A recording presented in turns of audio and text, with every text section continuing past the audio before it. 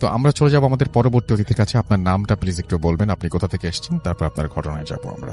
Okay, thank you so much Rasel ভাইয়া। আমি Ryan Rashid, এসেছি বাংলা মোটর থেকে। জি। আমি যে স্টোরিটা বলবো, এই স্টোরিটা হচ্ছে আমি এর আগেও এই স্টোরি সম্পর্কে বলেছি একজন সম্পর্কে। অ্যাকচুয়ালি আমি হচ্ছে ছোটবেলা থেকে একটা মিশনারি স্কুলে পড়ে বড় হয়েছি। সে যে চার্চটা রয়েছে সেখানে হচ্ছে আমি প্রায় যেতাম। তো চার্চে গিয়ে আমার অনেকের সাথেই দেখা হয়েছিল ভাইয়া। আমার যতদূর মনে হতো মানে তারা হয়তো বা ইলুমিনাতির সদস্য ছিল। বা আমি এর আগে ওই যে ডেভিড নামে একজনের কথা বলেছি, ডেভিড এবং স্যামুয়েলের কথা। তো আমি দেখেছিলাম দুইজনকে, ডেভিড এবং আরেকটা ছেলে ছিল যে হয়তো আমার বয়সী ছিল। তো ওই ছেলেটার মানে এই স্টোরিটা আজকে ওকে নিয়েই। আমি হচ্ছে শুরুতেই ওকে দেখতাম, মানে ও ছিল একেবারেই চুপচাপ এবং ভাইয়া একদম অন্য জগতের মানুষ বলতে পারেন, এই টাইপের। মানে কি বল, পুরাই আলাদা। খুব মানুষের সাথে কম মিশতো, খুব মানে একটু রাগী ছিল। যার সাথে কথা বলতো তখন কথা বলতো, আর যার সাথে কথা বলতো না একেবারেই বলতো না। তো ওই ডেভিডের সাথে আমার পরিচয় হওয়ার কারণে ডেভিডও যখন ওকে মানে আমার সাথে ওকে পরিচয় করায় দেয়, তখন হচ্ছে মানে আমাদের দুজনের খুব ভালো একটা আন্ডারস্ট্যান্ডিং হয়ে যায় এবং আমরা খুব ভালো ফ্রেন্ডস হতে থাকি ধীরে ধীরে। তো মানে ওর একটা বিশেষ জিনিস লক্ষ্য করতাম, ওর সাথে যখনই কারোর রাগারাগি হতো, লাইক আমি একদিন একজনকে দেখেছি যে মানে ওর সাথে ঝগড়া করে বেশ খুব রাগ হয়ে গেছে ছেলেটা। তো বলছে যে তুই আজকে বাসায় যা, তোকে দেখে নেব, তুই যা, তোকে দেখে নিচ্ছি। তো যেই ছেলেটাকে ও বলেছে, শোনা গেছে যে ওই দিন বেলা ও বাসায় যেতে যেতে রোড অ্যাক্সিডেন্ট করেছে। তারপরে হচ্ছে একবার ওর গাছের কেউ সম্ভবত আম চুরি করেছিল, তো বলেছে যে যে আবার এখানে আসবে তার মাজা ভাঙবে। তো ভাইয়া সেম ভাবে সে গাছে উঠতে গিয়েছিল আরেকবার, তো ওইখানে শোনা যায় এরকম কারোর মাজা ভেঙে গিয়েছিল। তো এই টাইপের মানে ও যা বলতো মানে অ্যাকুরেট তাই হতো। এবং হচ্ছে এইভাবে হতে হতে একদিন দেখা যায় ওর আঙ্গুলের একটা অংশ জাস্ট নেই, ঠিক আছে? তো এই যে মানে এই জিনিসটা দেখার পরে সবাই জিজ্ঞাসা করা হয় যে কি হয়েছে তোমার আঙ্গুলে, কি হয়েছে? তো ও জাস্ট বলে যে আমার মেশিনে হাত চলে গিয়েছিল, যার কারণে একটু প্রবলেম হয়েছে। লাইক সবাই তো জিজ্ঞাসা করবেই হাতে ব্যান্ডেজ দেখাতে, মানে দেখলে। তো ও জাস্ট ঢাকার জন্য এই জিনিসটা বলে। তো একদিন দেখা যায় তার আর একটা আঙ্গুলের এইরকম পার্টস নেই। এভাবে দেখতে দেখতে ওর হাতের প্রায় ম্যাক্সিমাম পার্টই নেই। তো ওকে বলে যে, আর আশ্চর্যজনক বিষয় হলো ভাইয়া, ও জাস্ট হাতে কোনো মতে ব্যান্ডেজ করে এসেছে। লাইক আপনার যদি আঙ্গুল কেটেও যায় বড় আকারের, আপনাকে ডাক্তারের কাছ থেকে ড্রেসিং করাতে হবে, সেলাই করাতে হবে, অনেক ঝামেলা। বাট ওর তেমন কিছু না, জাস্ট কভার করে দেওয়া। তো এই টাইপের জিনিস দেখার পরে আমি মানে ওকে জিজ্ঞাসা করি যে সত্যি করে বলবা কি হয়েছে, আমি মানে বুঝতে পারছি যে তুমি এই জিনিসটা কোনো স্বাভাবিক জিনিস না, কি হয়েছে সত্যি করে বলবা। তো ডেভিডও ওই সময় আমার সাথে খুব ক্লোজ ছিল এবং ডেভিডের সাথে ওই ব্ল্যাক ম্যাজিক, ডেভিল স্পিরিট এই টাইপের অনেক বিষয় নিয়ে কথা হতো। ডেভিড একবার ওকে আমার বাসায়ও নিয়ে গেছিল। তো এরকম হচ্ছে ও 2-3 দিন মানে কথা বলার পরে, বেশি জোরাজোরি করার পরেও আমাকে বলে ঠিক আছে আজকে তোমাকে বলবো আমি, তুমি একটা কাজ করো, তুমি আমার বাসায় আসো। আমি বলছি যে তোমার বাসাটা কোথায়? বলে যে ঠিক ডেভিডের বাসার অপোজিটে। তো আমি ঠিক ওইখানেই যাই ভাইয়া। যাওয়ার পরে মানে ঢুকতেই দেখি ওই ওদের বাসায় না মানে কোনো কিছুই ছিল না, ওর মা বাবাও কেউ ছিলেন না। মানে বাসাটা পুরাটাই ফাঁকা, একটা রুম ছিল ফাঁকা। তো ওইখানে ভাইয়া মেবি একটা উইজা বোর্ড টাইপের ছিল, স্টার আঁকানো এই টাইপের। এবং ভাইয়া ওর বাসায় দেখতাম কি মানে প্রচুর দামি দামি পাখি, খরগোশ এই টাইপের অনেক কিছু ছিল। ও এগুলো পালতো। তো ও হচ্ছে বলে যে আজকে তোমাকে আমি আমার প্রভুর সাথে দেখা করাবো, আজকে তুমি আমার প্রভুকে দেখতে পাবে। আমি বললাম রিয়েলি? আচ্ছা ঠিক আছে দেখি। তো আমি তো এই বিষয়গুলো নিয়ে তেমন মানে খুব বেশি ইন্টারেস্ট, বাট বিলিভ করি না তেমন, দেখি তোমার আজকে কথায় কি হয়। তো বলে যে ঠিক আছে তুমি এক জায়গায় বসো। তো ভাইয়া ও আমাকে একটা চেয়ারে বসায় গোল করে একটা দাগ দিয়ে দেয়, সামথিং পাউডার টাইপের কিছু একটা দিয়ে বলে যে আমি যতক্ষণ পর্যন্ত না বলবো এখান থেকে বের হবে না। এরপরে ভাইয়া ও করে কি, ও আর একটা ওই যে স্টার ছিল, স্টারে বসে যায়। স্টারের ঠিক মাঝখানে একটা পাথর ছিল, ও পাশ থেকে একটা বিশাল মানে ম্যাকাও যে পাখি রয়েছে ভাইয়া, ওই পাখিটাকে এনে আর একটা পাথর নিজে এক্সপেরিয়েন্স করেছে একদম নিজে চোখে। এবং ভাইয়া ম্যাকাও পাখিটাকে, প্রিয় লিসেনার, আজকের এই ইমেল এপিসোডটি অনেক ভয়ঙ্কর হতে যাচ্ছে। আজকে আমি কয়েকটা ঘটনাও শোনাবো আপনাদেরকে, আপনারা ধৈর্য সহকারে বাছাই করা সকল ঘটনাগুলো শুনবেন। আজকে কিন্তু বাছাই করা অনেক অনেক ঘটনা আছে এই এপিসোডের মধ্যে, আপনারা 4 থেকে 5টি ঘটনা শুনতে পারবেন। চলুন আমরা সরাসরি ঘটনাতে যাব এবং প্রথমে যে ইমেলটি আমরা শুনবো এই ইমেলটি শোনার জন্য ভিডিওটিকে লাইক দিতে হবে। চলুন চলে যাই ঘটনাতে বা ইমেইলে। এক হাত দিয়ে এনে ওর মাথাটাকে কোনো মতে রেখে আর একটা পাথর দিয়ে বাড়ি দেয় এবং ওর মাথাটা আলাদা হয়ে যায়। এবং এটাও কি আপনার চোখের সামনে জি ঘটেছে? ভাইয়া, একেবারে চোখের সামনে, এবং জিনিসটা খুবই কি বলবো অত্যন্ত ভয়ানক ভাইয়া ছিল, যে বিকজ আর পাথরটা ছিল একেবারে ভাইয়া চোখা টাইপের এবং অনেক ধারালো, যার কারণে হচ্ছে মাথাটা আলাদা হয়ে যায়। এবং ভাইয়া ওই যে ব্লাডটা বের হয় ওর বডি থেকে, তো ওই যে মানে ওই স্টারটা কোন একটা মানে অংশ ফিল আপ করে দেয় ওই ব্লাড দিয়ে দিয়ে হচ্ছে ভাইয়া সামথিং কিছু একটা পড়তে থাকে, বলতে থাকে, বলে যে তুমি আসো, আমি তোমার জন্য ওয়েট করছি। দেন হচ্ছে আরো কিছু কিছু সামথিং, ওর কাছে একটা বই টাইপের ছিল, ওই টাইপের মানে ওই জিনিসটা দেখে ও আরো বলতে থাকে। এই টাইমে ভাইয়া ঠিক ওই সামনে একটা পর্দা ছিল, পর্দার আড়াল থেকে কেউ একজন কথা বলে ওঠে, কি হয়েছে, কি সমস্যা, হঠাৎ আমাকে ডাকলে? তো বলে যে মানে তখন ও পিছন থেকে বলে, তোমাকে ডাকলাম, তোমাকে তো আমি ডিস্টার্ব করছি না, তোমার ভালোর জন্যই তো বলছি। তো শোনো, আমার একটা ঝামেলা হয়েছে, আমার এই প্রবলেম, জাস্ট ওর একটা প্রবলেম শেয়ার করে যে এই আমার এই ঝামেলা হচ্ছে, তুমি কিছু একটা করো। তখন হচ্ছে বলে ঠিক আছে, তাহলে তুই তোর ভাইয়ের সাথে একবার কথা বলে নিস। ওর মানে ভাইয়া এরপরে ওই মানে ওইখান থেকে আর কোনো আওয়াজ টাওয়াজ আসে না, ঠিক হয়ে যায়। তো তখন হচ্ছে ভাইয়া পরের দিন সকালে শোনা যায় ওর হচ্ছে এরকম ভাইটা মানে হঠাৎ করে রোড অ্যাক্সিডেন্টে মারা গেছে। তো ওর কাছে জিজ্ঞাসা করা হয় যে এরকম বলা হলো যে তোমার মানে ভাইয়ের সাথে কথা বলে নাও, আবার হঠাৎ এই জিনিসটা হলো, বললো যে অ্যাকচুয়ালি কি আমি যেই জিনিসটা ডিমান্ড করেছিলাম ওর কাছে, এর জন্য ওই ম্যাক কাউটা ওকে বলি দেওয়াটা মানে এনাফ না, তো ও হচ্ছে যার কারণে আমার ভাইকে নিয়ে নিল। আর হচ্ছে আমি বললাম যে তোমার এখন মানে কি, তোমার মানে ভাইয়া অবাকজনক ছিল যে ওর ভাইকে হারিয়েছে, বাট ওর মুখে কোনো দুঃখের কোনো ছাপ নেই, জাস্ট ওর মতোই আছে। তো এই টাইপের জিনিস দেখার পরে আমি বললাম যে তাহলে তোমার এই যে তোমার হাত কাটছো ধীরে ধীরে, তো এটা লাস্ট স্টেজটা কি হতে পারে? বলে যে কি বলো লাস্ট স্টেজ, আমি তো আমার প্রভুর জন্য জানও দিয়ে দিতে পারি, ও মানে ও আমার সব, ও আমি দেখো আমি যা বলি তাই হয়। তো ও তো মানে ও আমার এত কথা শুনে আমি ওর জন্য জানটা দিতে পারবো না? অবশ্যই। তারপরে কি হলো? তো হচ্ছে ভাইয়া এরপরে মানে এরকম চলতেই থাকে, ও এই টাইপের যা বলে তাই হয়ে যায়। আর একটা টাইমে শোনা যায় যে ভাইয়া ছেলেটা মারা গেছে, হঠাৎ করেই চার্চে একদিন শুনি যে ও মারা গেছে। তো ভাইয়া ও যখন হচ্ছে মানে ওর বডিটা যখন আনা হয়, জাস্ট দেখেছিলাম যে ওর মুখের ভেতর থেকে ওর বা হাতটা ঢুকিয়ে মানে ঘাড়ের পেছন থেকে বের করলে যেরকম অবস্থাটা হয়, ঠিক মানে প্রচন্ড বিদঘুটে অবস্থা ভাইয়া। এবং মুখের ভেতর থেকে নিয়ে পেছন দিয়ে বের করা হাতটা, এবং এই অবস্থায় ওর লাশটাকে রাখা, কোনো মতো ঢেকে দেওয়া। আমি জাস্ট মানে দেখে ওইখানে জাস্ট এক নজর দেখেছিলাম ভাইয়া, এবং এত ভয়ানক ছিল বিষয়টা। ওর এক হাত তো মানে অর্ধেক ছিলই না, আর সাথে এই জিনিসটা ছিল। এবং এটা দেখার পরে মানে বুঝে গেছিলাম যে ব্যাপারটা আসলে কোনো সাধারণ বিষয় ছিল না। এবং চার্চে যারা আরো অনেকে ছিলেন তারাও বুঝেছিলেন যে অ্যাকচুয়ালি কোনো স্বাভাবিক কিছু ছিল না। পরে তারা অনেক কিছু খুঁজেছিলেন, বাট তেমন কিছুই পাইনি ভাইয়া। এইটাই ছিল আমার story. Thank you so much আপনার ঘটনার জন্য। আপনাকে অনেক ধন্যবাদ। আমরা চলে যাব আমাদের পরবর্তী অতিথির কাছে তার ঘটনাটি শোনার জন্য। আপনার নামটা প্লিজ একটু বলবেন, তারপর আপনার ঘটনায় যাব। আরেকবার বলতে হবে। আসসালামু আলাইকুম রাসেল ভাই, আমি ওমর ফারুক। জি, আমি আসছি মিরপুর 12 থেকে।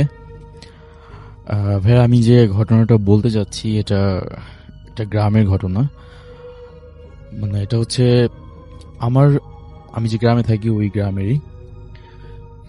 তো এটা হচ্ছে পিরোজপুর জেলার জিয়ানগরের মধ্যে পড়েছে। গ্রামটার নাম হচ্ছে পদ্মাশী গ্রাম। আচ্ছা। তো আমাদের ঘটনাটা যেটা ঘটেছে আমাদের বাসা থেকে ইমিডিয়েট কাছে ওই বাড়িটা।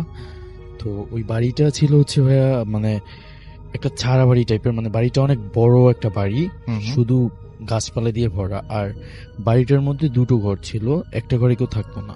তারা হচ্ছে শুধু ঘরটা ছিল, বাট ঘরের যে লোকজনগুলো তারা হচ্ছে গার্মেন্টসে চাকরি করার জন্য চট্টগ্রাম ওখানে থাকে। আর যে ঘরটা ছিল ওটা মোটামুটি কোথাকার ঘটনাটা আরেকবার সবাইকে বলেন। এটা হচ্ছে বলা যাবে? হ্যাঁ, পিরোজপুর জিয়ানগর, গ্রামটার নাম হচ্ছে পদ্মাশী। যে গ্রামের ঘটনা বলছেন তো সবাই, তো গ্রামের ঘটনা অলরেডি চলে এসে থাকেই প্রতি ভূতের। বলেন। তো হচ্ছে ওই যে বাড়িটার কথা বলছিলাম আমি, বাড়িটার সাইড দিয়ে হচ্ছে একটা খাল চলে গেছে।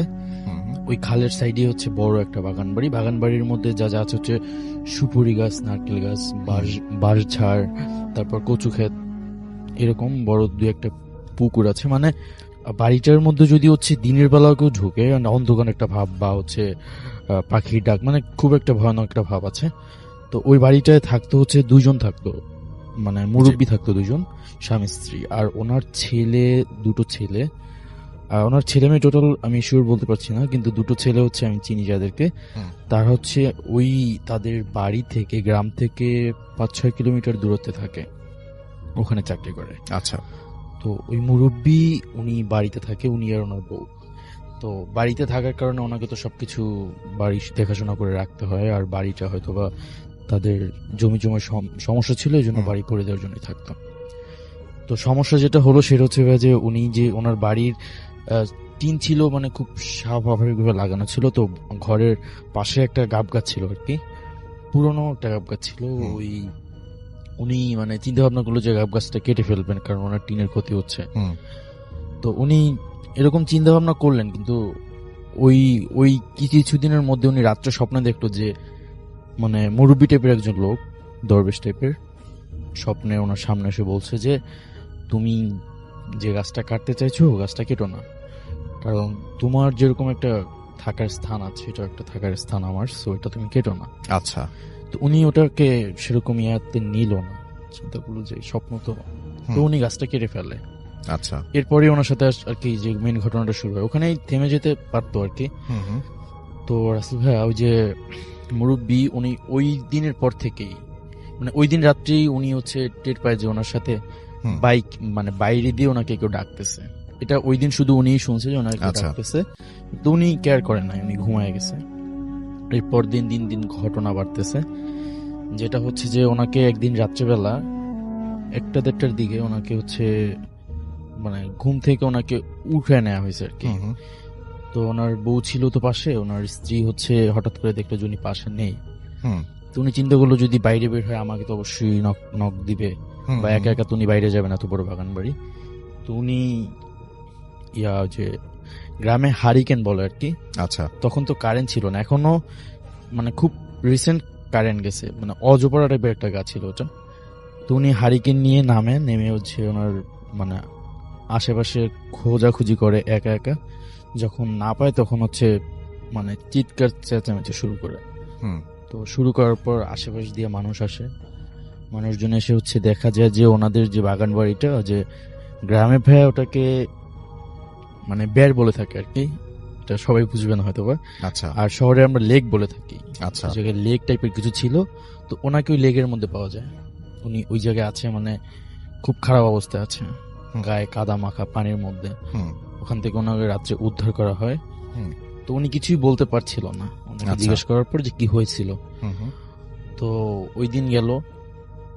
তো আর উনি হচ্ছে এবার যখন রাত্রে ঘুমাতো দেখতো যে, আমি বলছি যে ওনাদের যে ঘরটা ছিল, ঘরটা হচ্ছে খুবই নর্মাল ছিল, নামের ঘর ছিল আর, কিন্তু উনি ওই রাত্রেবেলা যখন ঘুমাইতো, যে চাঁদের আলো পড়তো, উনি দেখতে পাইতো যে ওনাদের বাড়ির মানে অনেক বড় বড় গাছ ছিল, তো ওই ফাঁকা দিয়ে দেখতো যে কোনো গাছ দিয়ে ওনাকে ডাকতেছে বা ওনার দিক তাকায় বিদ্যুৎ ভাবে হাসাহাসি করতেছে। তো এটা দেখার পর আর উনি এই যে টর্চারটা হয়েছে, এরপর উনি অনেক অসুস্থ হয়ে পড়ছে। এরপর ওনার ছেলে আসছে, ওনার নাতাতি আসছে, সবাই বাড়িতে ছিল। হঠাৎ করে আরেকদিন ওরকম, মানে ওই দিন রাত্রে কেউ খেয়াল করে না যে উনি নাই। সকালবেলা ফজরের দিকে হচ্ছে ওনার যে নাতি ছিল, নাতি হচ্ছে বাথরুমে গেছে আর কি। আর ভাইয়া, গ্রামের যে কিছু কিছু বাড়িতে এখনো হয়তোবা দেখা যায় যে বাথরুমটা খুবই নর্মাল, মানে হচ্ছে সুপুরি গাছের যে হচ্ছে পাতাটা, ওটোটা দিয়ে হচ্ছে মানে চারোদিক দিয়ে বেড়া দেয়া আর কি, ওই রকম গাছ দিয়ে করা। গ্রামে এরকম এখনো বাথরুম ওগুলো আছে। তো ওই টাইপের একটা বাথরুম ওই বাড়িতে ছিল। তো ওই যে ওনার নাতি সকালে ফজরের আগে দিয়ে উনি মানে ওয়াশরুমে গেছে, বাথরুমে যাওয়ার পর দেখে যে ওর যে মানে দাদু ছিল, উনি ওই বাথরুমের মধ্যে পড়ে আছে, তার সমস্ত গায়ে হচ্ছে ময়লা। তো এটা দেখার পর ও তো সবাইকে ডেকে আনার পর ওখান থেকে উঠানো হয়, গোসল করানো হয়। আজকেও সেম কাহিনী, উনি কিছু বলতে পারতেছে না যে উনি ওই জায়গায় কিভাবে গেল। এরকম হওয়ার পর ভাইয়া, এই যে এর মধ্যে আরো 2-1 দিন ওনাকে এরকম রাত্রেবেলা নিয়ে যাওয়া হয়েছে। তো সবাই এবার ওনার বাড়িতে সবাই চলে আসছে এই কাহিনী শোনানোর পরে।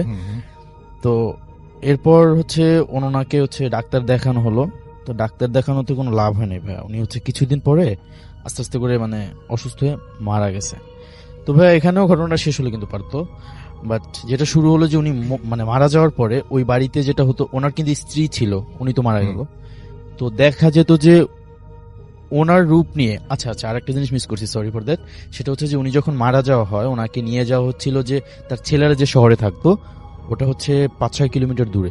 ওখানে হসপিটালে ওখানে ডাক্তার দেখানোর পর ওখানেরই একটা সরকারি কবরস্থানে ওকে মাটি দেওয়া হয়। তো এটা কিন্তু ওনার এই গ্রামের বাড়ি থেকে 5-6 কিলোমিটার দূরে। তো ওখান থেকে উনি তো আর এখানে আসা সম্ভব না, ওনাকে ওখানেই মাটি দেওয়া হয়। কিন্তু যেটা দেখা যায় যে পরের রাতগুলোতে সন্ধ্যার পরেই দেখা যায় যে ওনার আকৃতি ধরে ওই ঘরটার আশেপাশে ঘুরতেছে, ঘরটার মধ্যে উঠতেছে, মানে উঠতে চাচ্ছে, ঘরের মধ্যে উঠতে পারতেছে না কিন্তু ওর আশেপাশে ঘুরতেছে সাদা কাপড় পরা। তো এটা ভাই খুব বাজে একটা সিচুয়েশন হয়ে গেছিল গ্রামে। তখন আমিও ওখানে ছিলাম গ্রামে, তখন আমি ওখানে হচ্ছে অনেক আগের কথা, তো মানে 3-4 বছর হয়েছে, আমি তখন এসএসসি কমপ্লিট করি, তখন ওই একটা স্কুলে পড়ি আমি। তো ভাইয়া যেটা হয়তো সন্ধ্যার পরে ওই বাড়ির আশেপাশ থেকে, মানে ওই বাড়ি থেকে একটা গন্ধ বের হতো, কিরকম কাপড় চুপুর পোড়ালে যেরকম একটা গন্ধ বের হয়, খুবই বাজে একটা গন্ধ ছিল, এরকম একটা গন্ধ বের হইতো। আর ওনাকে যখন মাটি দেওয়া হয় ওর পর থেকে ওই ঘরে কেউ আর থাকতে পারতো না। ওনার বউ হচ্ছে ওনার যে ছেলের ঘরটা ছিল পাশে, ওই ঘরে থাকতো। কিন্তু উনি বারবার একটা কথা বলতো যে ওনার বউয়ের নামটা আমি উচ্চারণ করছি না, কিন্তু ওনার বউয়ের নাম ধরে বলতো যে আমি ওকে নিয়ে যাব, এরকম বলা হতো। সো ভাইয়া এরকম হওয়ার পর পাশের যে বাড়িগুলো ছিল তারাও তো খুব মানে নাজেহাল অবস্থায় ছিল। তো একটা ছেলে সন্ধ্যার চিন্তা করছে যে প্রত্যেক সন্ধ্যা এরকম হয়তো আমি একদিন সন্ধ্যা একটু কোরআন তেলাওয়াত করে দেখি। তো ও কোরআন তেলাওয়াত শুরু করছে। এবার হচ্ছে ঘর থেকে ঘোরাঘুরি, ওই ঘরের পাশে এখন আর ঘুরছে না, ওনাদের সীমানার লাস্টে এসে ওকে চিৎকার করে বলতেছে যে তুই কোরআন তেলাওয়াত কর, অফ কর, নাহলে কিন্তু তোর ক্ষতি করে ফেলবো, আমি তোদের কিছু করতে চাচ্ছি না, তোরা জাস্ট ওকে আমারে দিয়ে দে। ওনার স্ত্রীর কথা বলতেছে, ওকে আমারে দিয়ে দে। আর ওকে দেওয়ার কারণ হচ্ছে ভাইয়া ওই যে গাছটা কাটছিল, উনি ওনার স্ত্রীকে জিজ্ঞেস করছিল, বলছিল, ওনার স্ত্রীও সেম কথা বলছে যে কেটে ফেলো, ওগুলো কি বিশেষ করে, এই জন্য ওনার বইয়ের উপর ও রাখছিল। তো ভাইয়া আর এরকম হওয়ার পর ও আবার কোরআন তেলাওয়াত করা বন্ধ করে দিছে, ও ভয় পেয়ে গেছে আর কি। আর যেটা হয়তো ওই রকম দেখে সন্ধ্যার পরে প্রত্যেকটা ঘরে গ্যাঞ্জাম লাগতো, মানে স্বামী স্ত্রীর মধ্যে কিচ্ছু হয় না সারাদিন, হঠাৎ করে স্বামী তার স্ত্রীকে ধূপধাপ মার শুরু করতেছে রিজন ছাড়া, এরকম শুরু হয়। তো হ্যাঁ এরকম করতে করতে ওই বাড়ির একজন জামাই ছিল, উনি চট্টগ্রাম থাকতো, গার্মেন্টসে চাকরি করতো, উনি এই খবর পেয়ে বাড়িতে আসে। তো উনি সামথিং শুনছে যে হচ্ছে উনি মারা গেছে বা অসুস্থ এরকম, কিন্তু উনি আস্তে আস্তে হয়তো বা রাত 11টার মতো বাজছে, চাঁদনি রাত ছিল, উনি ওই বাড়ির সীমানায়, আমি বলছি কিন্তু যে ওই বাড়ির পাশে একটা খাল ছিল, তো খালটার উপরে সাঁকো আছে, সাঁকো পার হয়ে উনি বাড়িতে ঢুকতে হয়। উনি যখন সাঁকো পার হয় তখন দেখে যে ওই যে মুরব্বী ছিল আর কি, যে মারা গেছে, উনি ওনার সামনে এসে দাঁড়াইছে। কিন্তু অদ্ভুত ছিল যে ওনার সাইজটা ছিল একটু ডিফারেন্ট, খাটো টাইপের ছিল। কিন্তু উনি যখন ঢুকে ফর্মালিটি মেডেন সালাম দিল, সালামের উত্তর দেয় না, কিন্তু উনি আস্তে আস্তে করে লম্বা হচ্ছে। ফার্স্টে ছিল এক হাইট, পরে হাইট বাড়তেছে। তো এইটা দেখে উনি হচ্ছে মেনে নিতে পারে না, উনি ওখানে অজ্ঞান হয়ে পড়ে যায়, পরে ওনার জ্বর হয়ে ওনার অবস্থা খুব খারাপ হয়ে যায়। কিন্তু এখন ব্যাপারটা হচ্ছিল যে ওনাদের যে জাস্ট ফ্যামিলিরা শুধু ক্ষতিগ্রস্ত হচ্ছে না, ভয় পাচ্ছে না, পুরো গ্রামবাসী একটা ইয়ার মধ্যে ছিল, আতঙ্কের মধ্যে ছিল, সন্ধ্যার পরে কেউই বাইরে বেরোতে পারতো না। তো এরপর ভাইয়া সবাই মিলে সিদ্ধান্ত নিল যে এইটাকে কিছু একটা করতে হবে।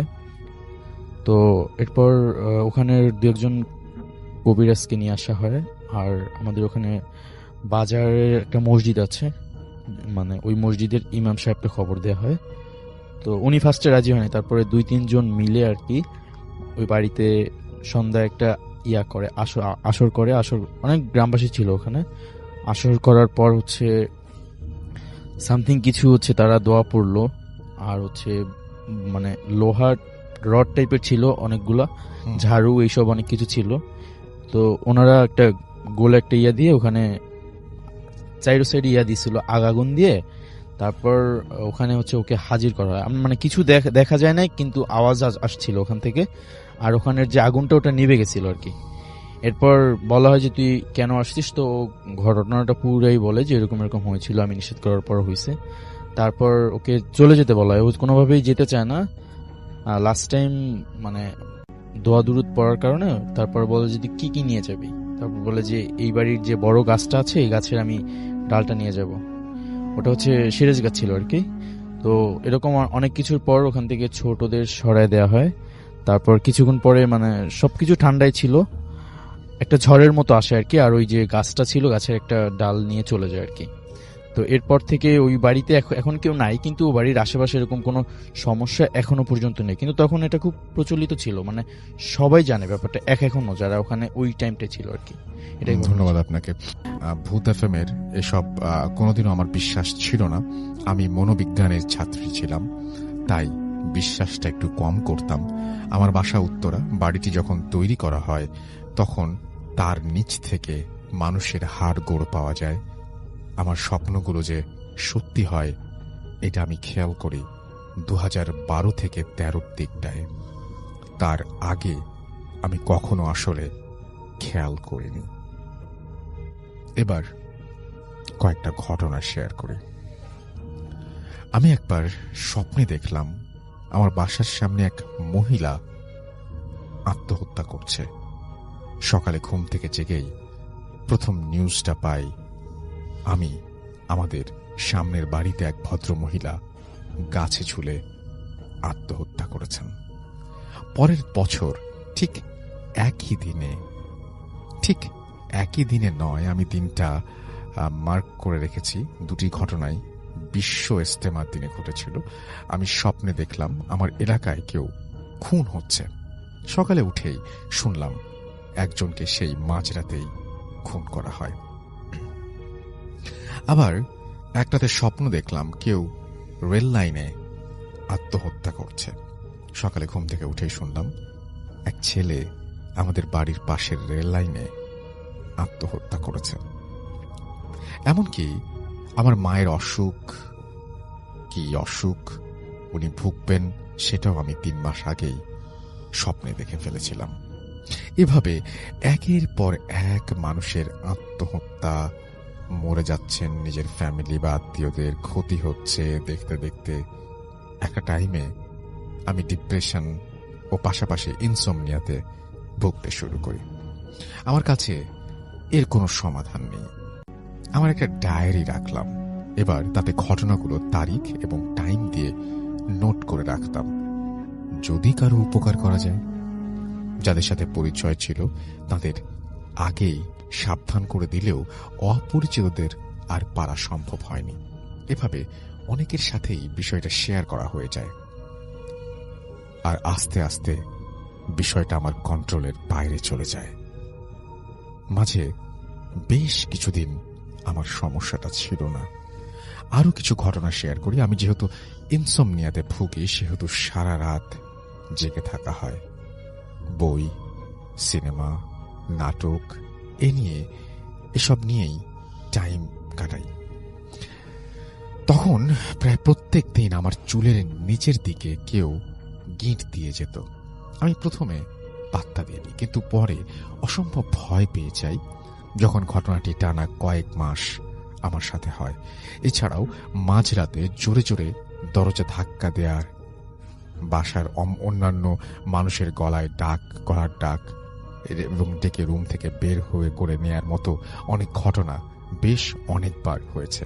আমার ছোট ভাই মাঝরাতে ছোট এক বাচ্চাকে তার পড়ার টেবিলের নিচে দেখতে পায়।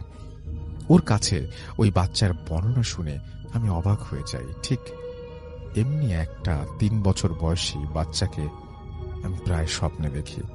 আমার কাছে কিছু একটা চায়, সরাসরি দৌড়ে বেরোয় আর জিনিসটা খুঁজে বেড়ায়, দৌড়ে বেড়ায় আর জিনিসটা খুঁজে বেড়ায়। এই এক স্বপ্ন আমি প্রায় দেখি। তার ব্যবহারের কিছু একটা জিনিস কি তাহলে আমার কাছে আছে? আমি অনেক খুঁজেছি, কারণ জিনিসটা একটা লকেট। তাই আপনার সেই ইমেইলের ঘটনাটি শুনে আমি খুবই ভয় পাই। আমাদের বাসার রাধুনী মেয়েটা টুকটুকে লাল নাচের পোশাক পরা, পুরো শরীরে গহনা পরে এক মেয়েকে দৌড়ে আমার রুমের দরজা থেকে আমার ভাইয়ের রুমের দরজা পর্যন্ত যেতে দেখেছে। এছাড়াও বিভৎস চেহারার এক মহিলাকে তার পাশে দাঁড়িয়ে থাকতে দেখেছে। এরকম আরো অনেক ঘটনা এই বাড়িতে হতো। এখন হুজুর দিয়ে বাড়ি বন্ধ করা আছে, কিন্তু আমার স্বপ্ন আমার পিছু ছাড়েনি। এবার এটা শুরু হয় হ্যালুসিনেশনের মতো। এটা শুরু হয় 2017 সালের ফেব্রুয়ারি থেকে। পুরোটা বছর আমার হ্যালুসিনেশন, আমি যতজন মানুষকে দেখেছি সকলের সাথে আমার মিট হচ্ছে, যাদের আমি কখনোই চিনতাম না। যতগুলো ঘটনা আমি দেখেছিলাম সব 2018-19 ভেতর আমার সাথে ঘটেছে।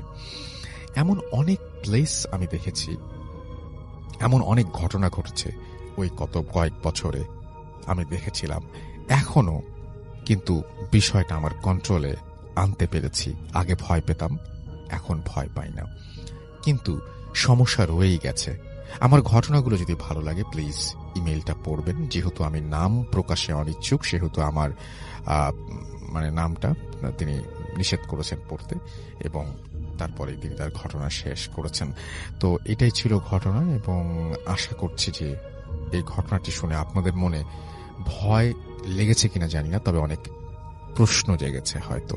আমরা কথা বলি হাফেজ মাইনুদ্দিন ভাইয়ের সাথে, এবং এইগুলো নিয়ে এক একজনের এক এক রকমের মত, এবং এক একজন এক এক ভাবে ব্যাখ্যা দেন। তিনি তার মতো করে ব্যাখ্যা দেবেন। আমার কাছে অবশ্য কোনো ব্যাখ্যা নেই। আমি এই সমস্ত ব্যাপারে খুবই কম জানি, এবং জানিই না বলতে গেলে। তো আমি ওনাকে জিজ্ঞেস করছিলাম আজকে শোয়ের আগেও, এবং এখনো কিছু বিষয়ে কথা বলবো। এই যে আপনি হাফেজ মাইনুদ্দিন ভাই, আসসালামু আলাইকুম, আশা করছি আপনি ভালো আছেন। এবং আমি আপনাকে জিজ্ঞেস করবো, এই যে ইমেইলটা আমি পড়লাম, জি, এই ইমেইলের ব্যাপারটা কি আপনার কাছে পরিচিত মনে হয়েছে? এই সমস্ত সমস্যা কি হয় মানুষের মধ্যে?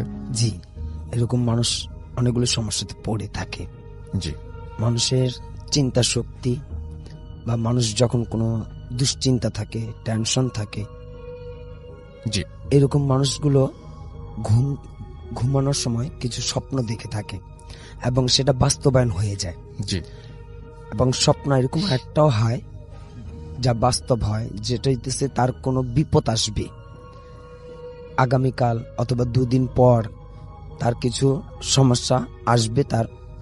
তখন এই ঘুমের মধ্যে উনি দেখতে পাবে কিছু অচেনা মানুষ বা চেনা মানুষই তার কাছে আসবে, এসে তাদের মুখ মলিন থাকবে, রাগান্বিত থাকবে, নারাজ থাকবে, অসন্তুষ্ট।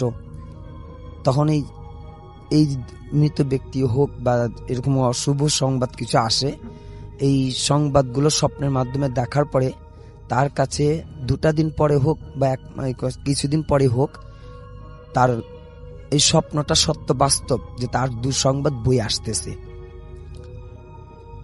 এবং এর মনে কিছু স্বপ্ন হয় যেটা আমাদের জন্য মঙ্গলময় হয়ে আসবে। তখন সে দেখবে যে হয়তো মৃত ব্যক্তি আপন হোক বা অচেনা মানুষই হোক, হাসি মুখ নিয়ে আসবে, তার ঘরের কাছে মাথার কাছে দাঁড়াবে, তাকে কিছু দেওয়া হবে।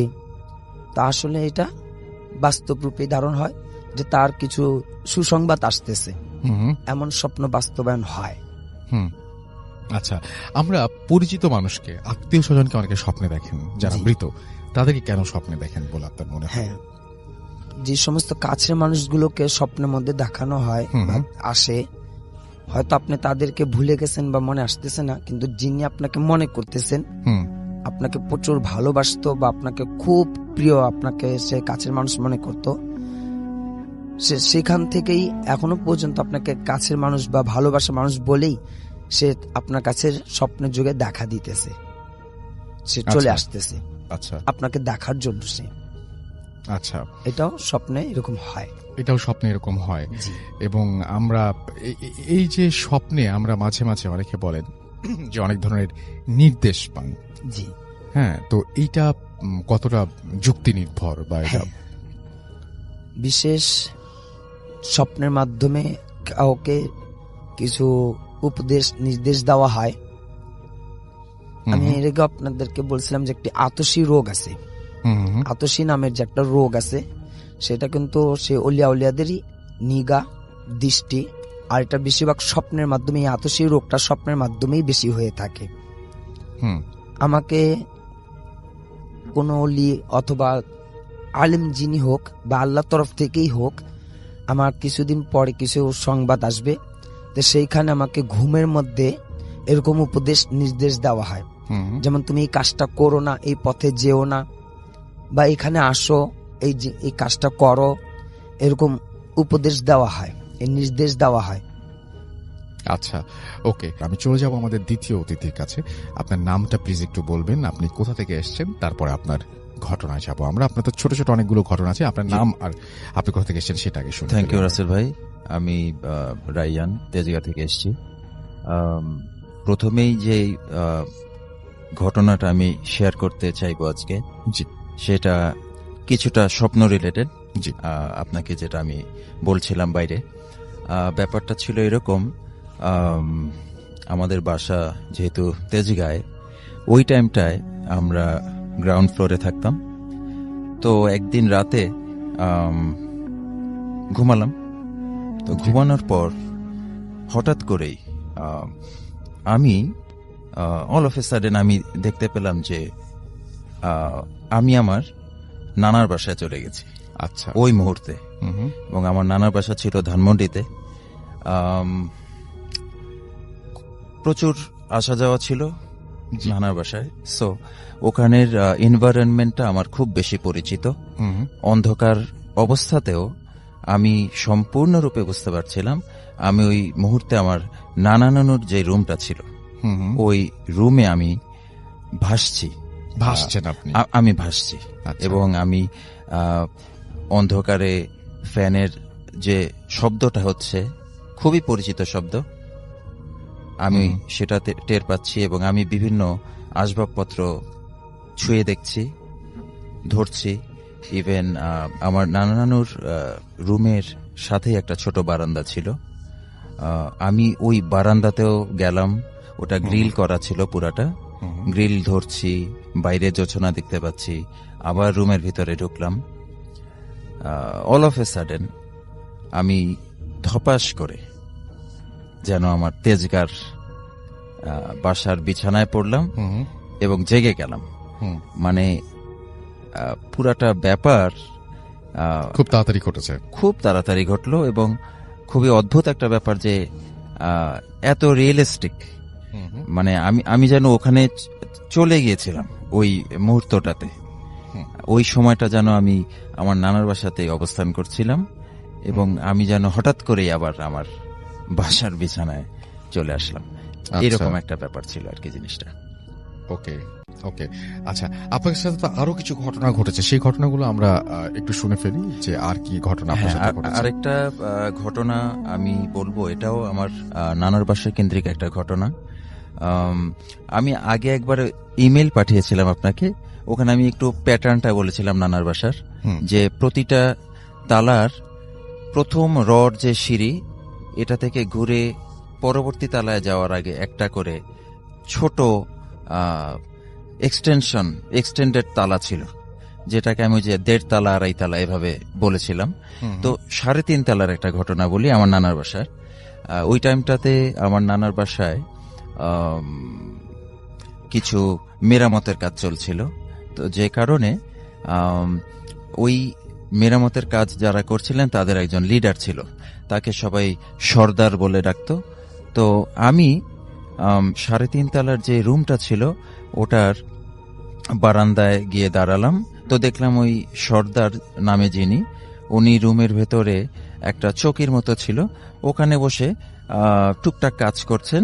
সামথিং যেমন বিভিন্ন ওই যে কাজের জন্য রাজমিস্ত্রির কাজে যেসব জিনিসগুলো ব্যবহৃত হয় ওরকম জিনিসগুলো গুছোচ্ছেন, বের করছেন, রাখছেন, সামথিং লাইক দ্যাট। তো আমি বারান্দায় দাঁড়িয়ে ওনার দিকে যখন তাকালাম, উনি আমাকে বললেন, তোমাকে একটা জিনিস দেখাবো, তুমি দেখবা? তো আমি বললাম যে হ্যাঁ দেখান তো। তো ওনার যে জায়গাটা উনি বসা ছিলেন তার পাশে একটা বাথরুম ছিল, আর ওই বাথরুমের সামনে একটা ড্রাম রাখা ছিল। তো উনি বাথরুমের দিকে তাকিয়ে বললেন আয়।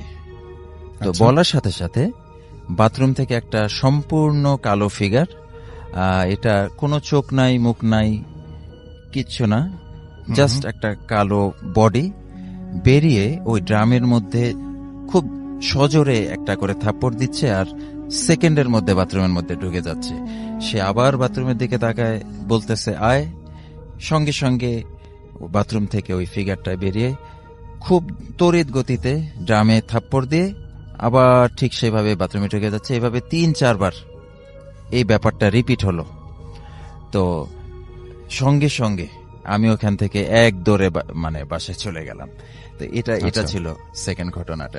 আপনার নামটা প্লিজ একটু বলবেন, আপনি কোথা থেকে এসেছেন সেটা একটু বলবেন, তারপরে আপনার ঘটনায় যাব এবং আশা করছি যে এই ঘটনাটি আপনাদের ভালো লাগবে। আপনার থার্ড নাম্বার যে ঘটনাটি, ছোট্ট ঘটনা যদিও, আমরা একটু শুনে আসি। ধন্যবাদ রাসেল ভাই। আমি রায়ান, তেজগাঁ থেকে। আমার এখনের যে ঘটনাটা আমি শেয়ার করব সেটা আমার নানার বাসার কেন্দ্রিক একটা ঘটনাই। আমি একদিন বিকাল বেলায় ছাদে হাঁটছিলাম, তো হঠাৎ করে দেখলাম যে নানা বাসার পাশের যে বিল্ডিংটা, ওটার ছাদে একটা ঘুড়ি এসে পড়লো।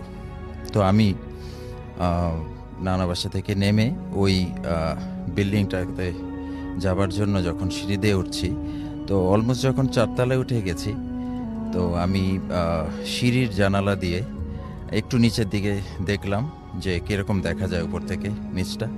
তো অল অফ এ সাডেন আমি যখন ঘুরলাম ছাদের দিকে উঠবার জন্যে, হঠাৎ করে দেখতে পাচ্ছি যে চারদিক একেবারে বন্ধ, চারদিকে শুধু দেয়াল, কোনো সিঁড়ির অপশন নাই এবং একেবারে বদ্ধ একটা জায়গা। আমি গ্লাসের দিকে বেশ কয়েকবার ধাক্কা দিলাম, ওয়ালে ধাক্কা দিতে থাকলাম, বাট কোনো দিকেই কোনো আমি পথ পাচ্ছি না উপরে যাবার বা নিচের দিকে যাবার।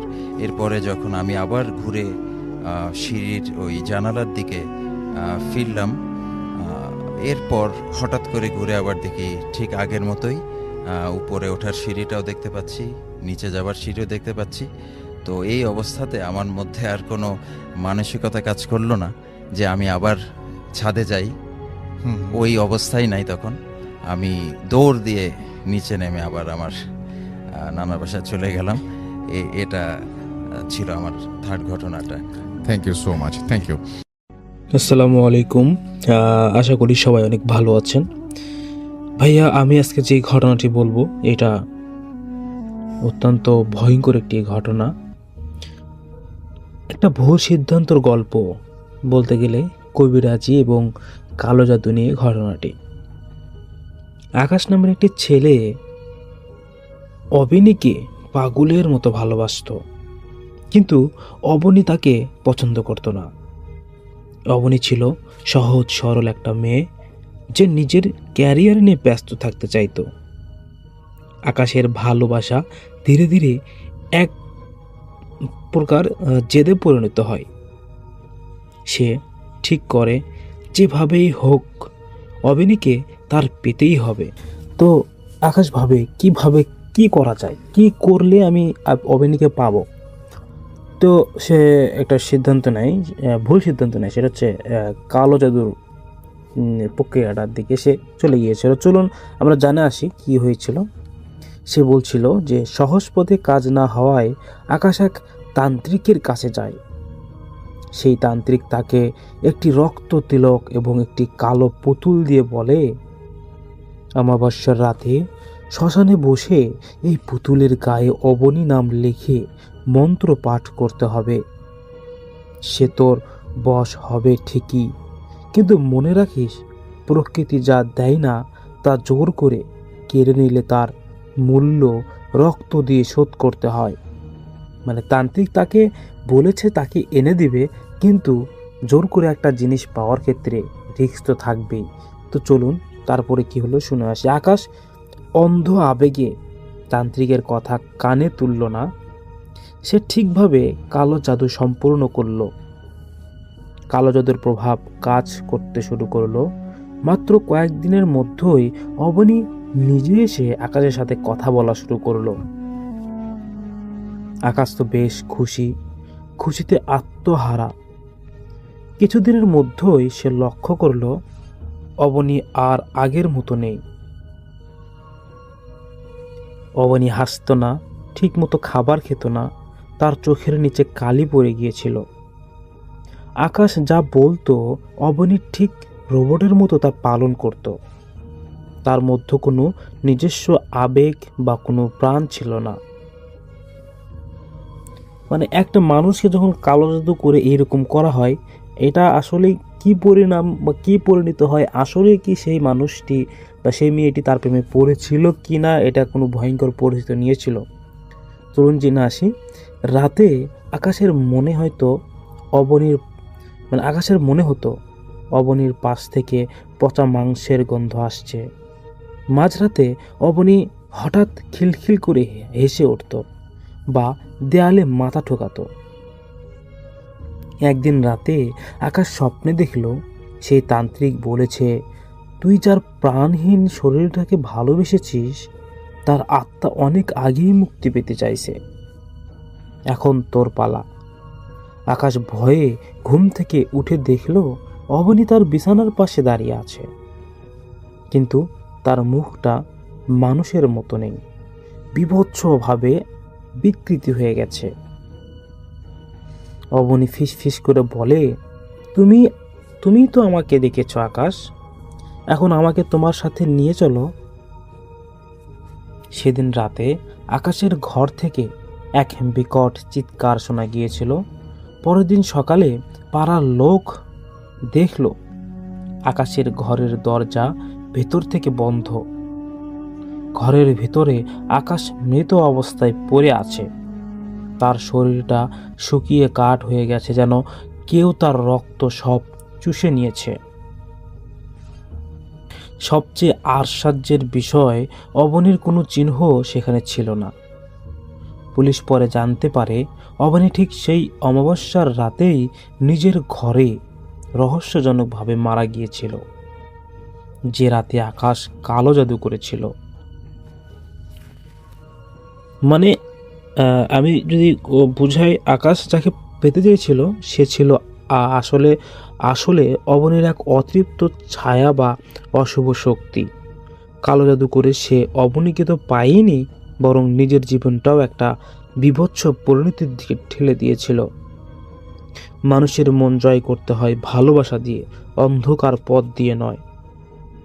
আপনারা সবাই জানেন যে কালো জাদু কোনো ভালো বিষয় নয়, এগুলো তো ইসলাম পরিপন্থী এবং হারাম। যাই হোক, আমি একটা কথা বলবো, সেটা হচ্ছে আকাশ যাকে ভালোবেসেছিল সেই অবনী ছিল একজন তখনকার সাধারণ অবনী। আর যখন তান্ত্রিক তার সাধনাকে বাস্তবায়ন করতে চায়, একটা মেয়েকে হত্যা করতে হবে, তাহলে মানে কালো জাদু দিয়ে, তাহলে তার একটা যজ্ঞ পূরণ হবে। ঠিক সেই সময়ে কিন্তু ওই আকাশ চলে যায় অবনীকে পাওয়ার জন্য সেই তান্ত্রিকের কাছে।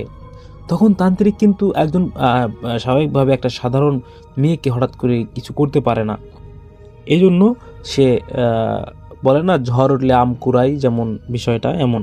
তখন অবিনামের মেয়েটাকে যখন ওই কালো জাদু করা হয়, তখন তান্ত্রিক বুঝতে পারছে যে এই ব্যক্তিটা তো এমনিই মারা যাবে, শুকিয়ে যাবে। তো যাই হোক, এই জিন দিয়ে, তার পোষা জিন দিয়ে অবনীকে কালো জাদু করার আগেই ওই অবনীকে মানে সরিয়ে দেওয়া হয় দুনিয়া থেকে। তো তারপরে এই যে আকাশের সাথে যে প্রেম খেলা খেলছে বা কয়েকদিন ঘুরেছে, নিজেদের প্রপোজ করেছে, এটা আসলে অবনী ছিল না, এটা ছিল একজন মৃত ব্যক্তির এটা ছিল জিন। এই জিন আকাশের সাথে এইরকম ব্যবহার করেছে, ভালোবাসা আচরণ করেছে আকাশে ঠান্ডা করার জন্য।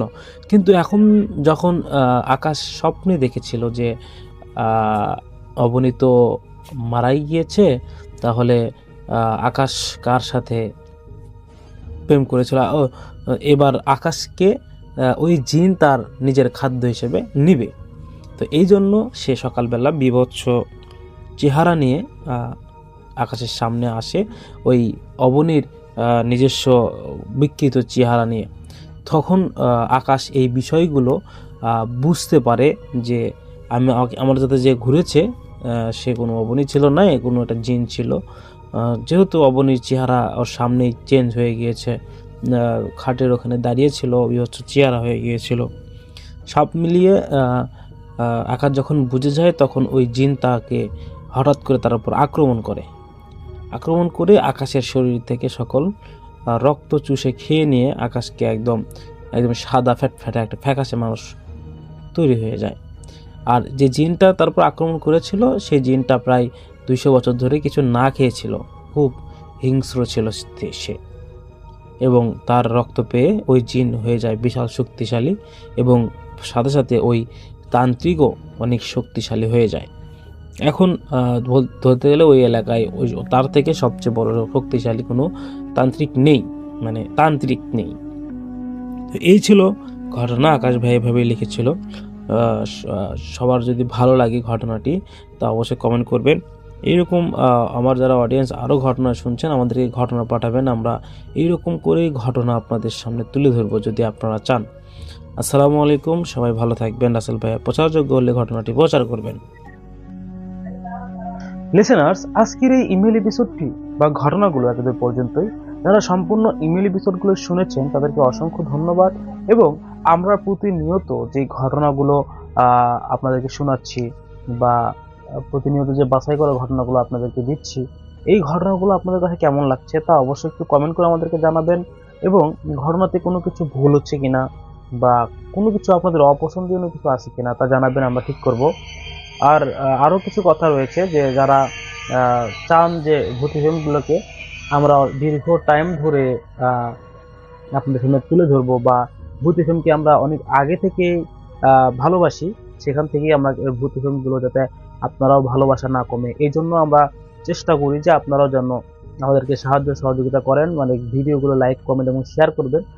এই ঘটনাগুলোতে ভিউ হলে আমাদের ভালো লাগে এবং অনেকেই ভালোবাসেন, ভালোবাসা দিয়েছেন, অনেকেই ঘটনাও পাঠাচ্ছেন এবং আমাদের ঘটনাগুলোকে অনেকেই শেয়ার করছেন। কে কে শেয়ার করছেন সেটাও দেখতে পারতেছি। যাই হোক, ঘটনাগুলো শেয়ার করেন আপনারা। অনেক মানুষ ভূতি ফিল্ম ভালোবাসে। আপনার পরিচিত কোনো মানুষ যদি ভূতি ফিল্ম ভালোবেসে থাকে তাহলে তাদেরকেও শেয়ার করে জানিয়ে দেবেন যে ভূতি ফিল্ম এখনো চলে, মানে অফ হয়নি। তো আমি আরো অনেকদিন এই ভূতি ফিল্মকে এগিয়ে নিয়ে যেতে চাই। আপনারা আমাদেরকে সাহায্য করবেন। অনেকেই আমাদেরকে ঘটনা পাঠান, আপনারা আমাদেরকে ঘটনা পাঠাবেন, আমরা আপনাদের ঘটনাগুলোকে রেকর্ড করে সেগুলো সুন্দর করে সবার মাঝে তুলে ধরবো। আজকের মতো এখানে বিদায় নিচ্ছি। সবাই ভালো থাকবেন, সুস্থ থাকবেন। দেখা হচ্ছে নেক্সট কোনো ইমেল এপিসোডে। আসসালামু আলাইকুম। আমি নিহাত বলছি লন্ডন থেকে। আসলে আজকে যে ঘটনাটা আমি আপনাদের শোনাচ্ছি এটা ভয়ের কিনা আমি জানি না, but happened with us. It was very weird. Basically, আমি আমার ওয়াইফ আমরা লন্ডনে আছি প্রায় 10 বছর, আর আমাদের একটা বেশ ভালো ফ্রেন্ড সার্কেল আছে এখানে।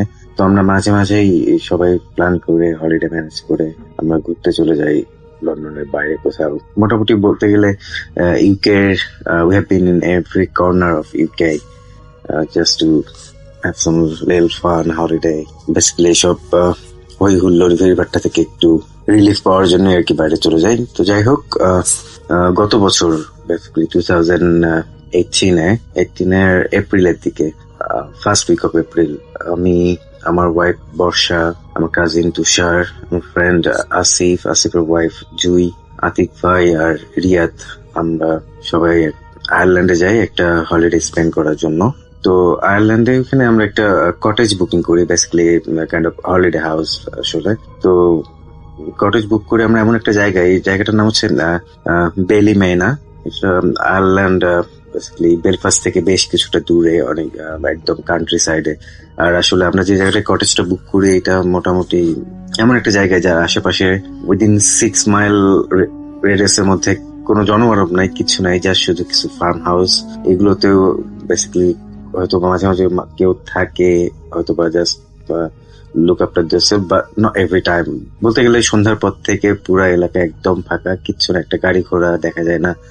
আর পাহাড়ের উপর একটা কটেজ, নাইস, অনেক সুন্দর একটা ভিউ। আমরা সবকিছু মানে অ্যারাউন্ড এর সবকিছু দেখতে পারি, বাট কোনো মানুষজন নাই, এই একটা। যাই হোক, আমাদের হলিডে ভালোই যাচ্ছিল এখানে, বেশ এনজয় করছিলাম আমরা সবাই। তো আমরা আসলে হলিডেতে যাই ওখানে 7 দিনের জন্য, যে আমরা 7 দিন এখানে টাইম স্পেন্ড করবো, then back to hell, I mean back to London again, সেই রোবোটিক লাইফ। এনিওয়ে, সো একদিন আসলে আমরা আমাদের কটেজেরই সামনে একটু গার্ডেনের মতো আছে, ওখানে বারবিকিউ করছিলাম সবাই সন্ধ্যায়। তো বারবিকিউ শেষ করে মানে একদম খাওয়া দাওয়া করে বেশ টায়ার্ড, তো সবাই লিভিং রুমে বসে ফায়ার প্লেসে আগুন জ্বালিয়ে আড্ডা দিচ্ছিলাম। তো সাডেনলি আমার যে কাজিন তুষার ও আমার ওয়াইফ বর্ষা, ওরা বেশ ইয়ে করলো যে চলো ভূত দেখতে যাবো আজকে।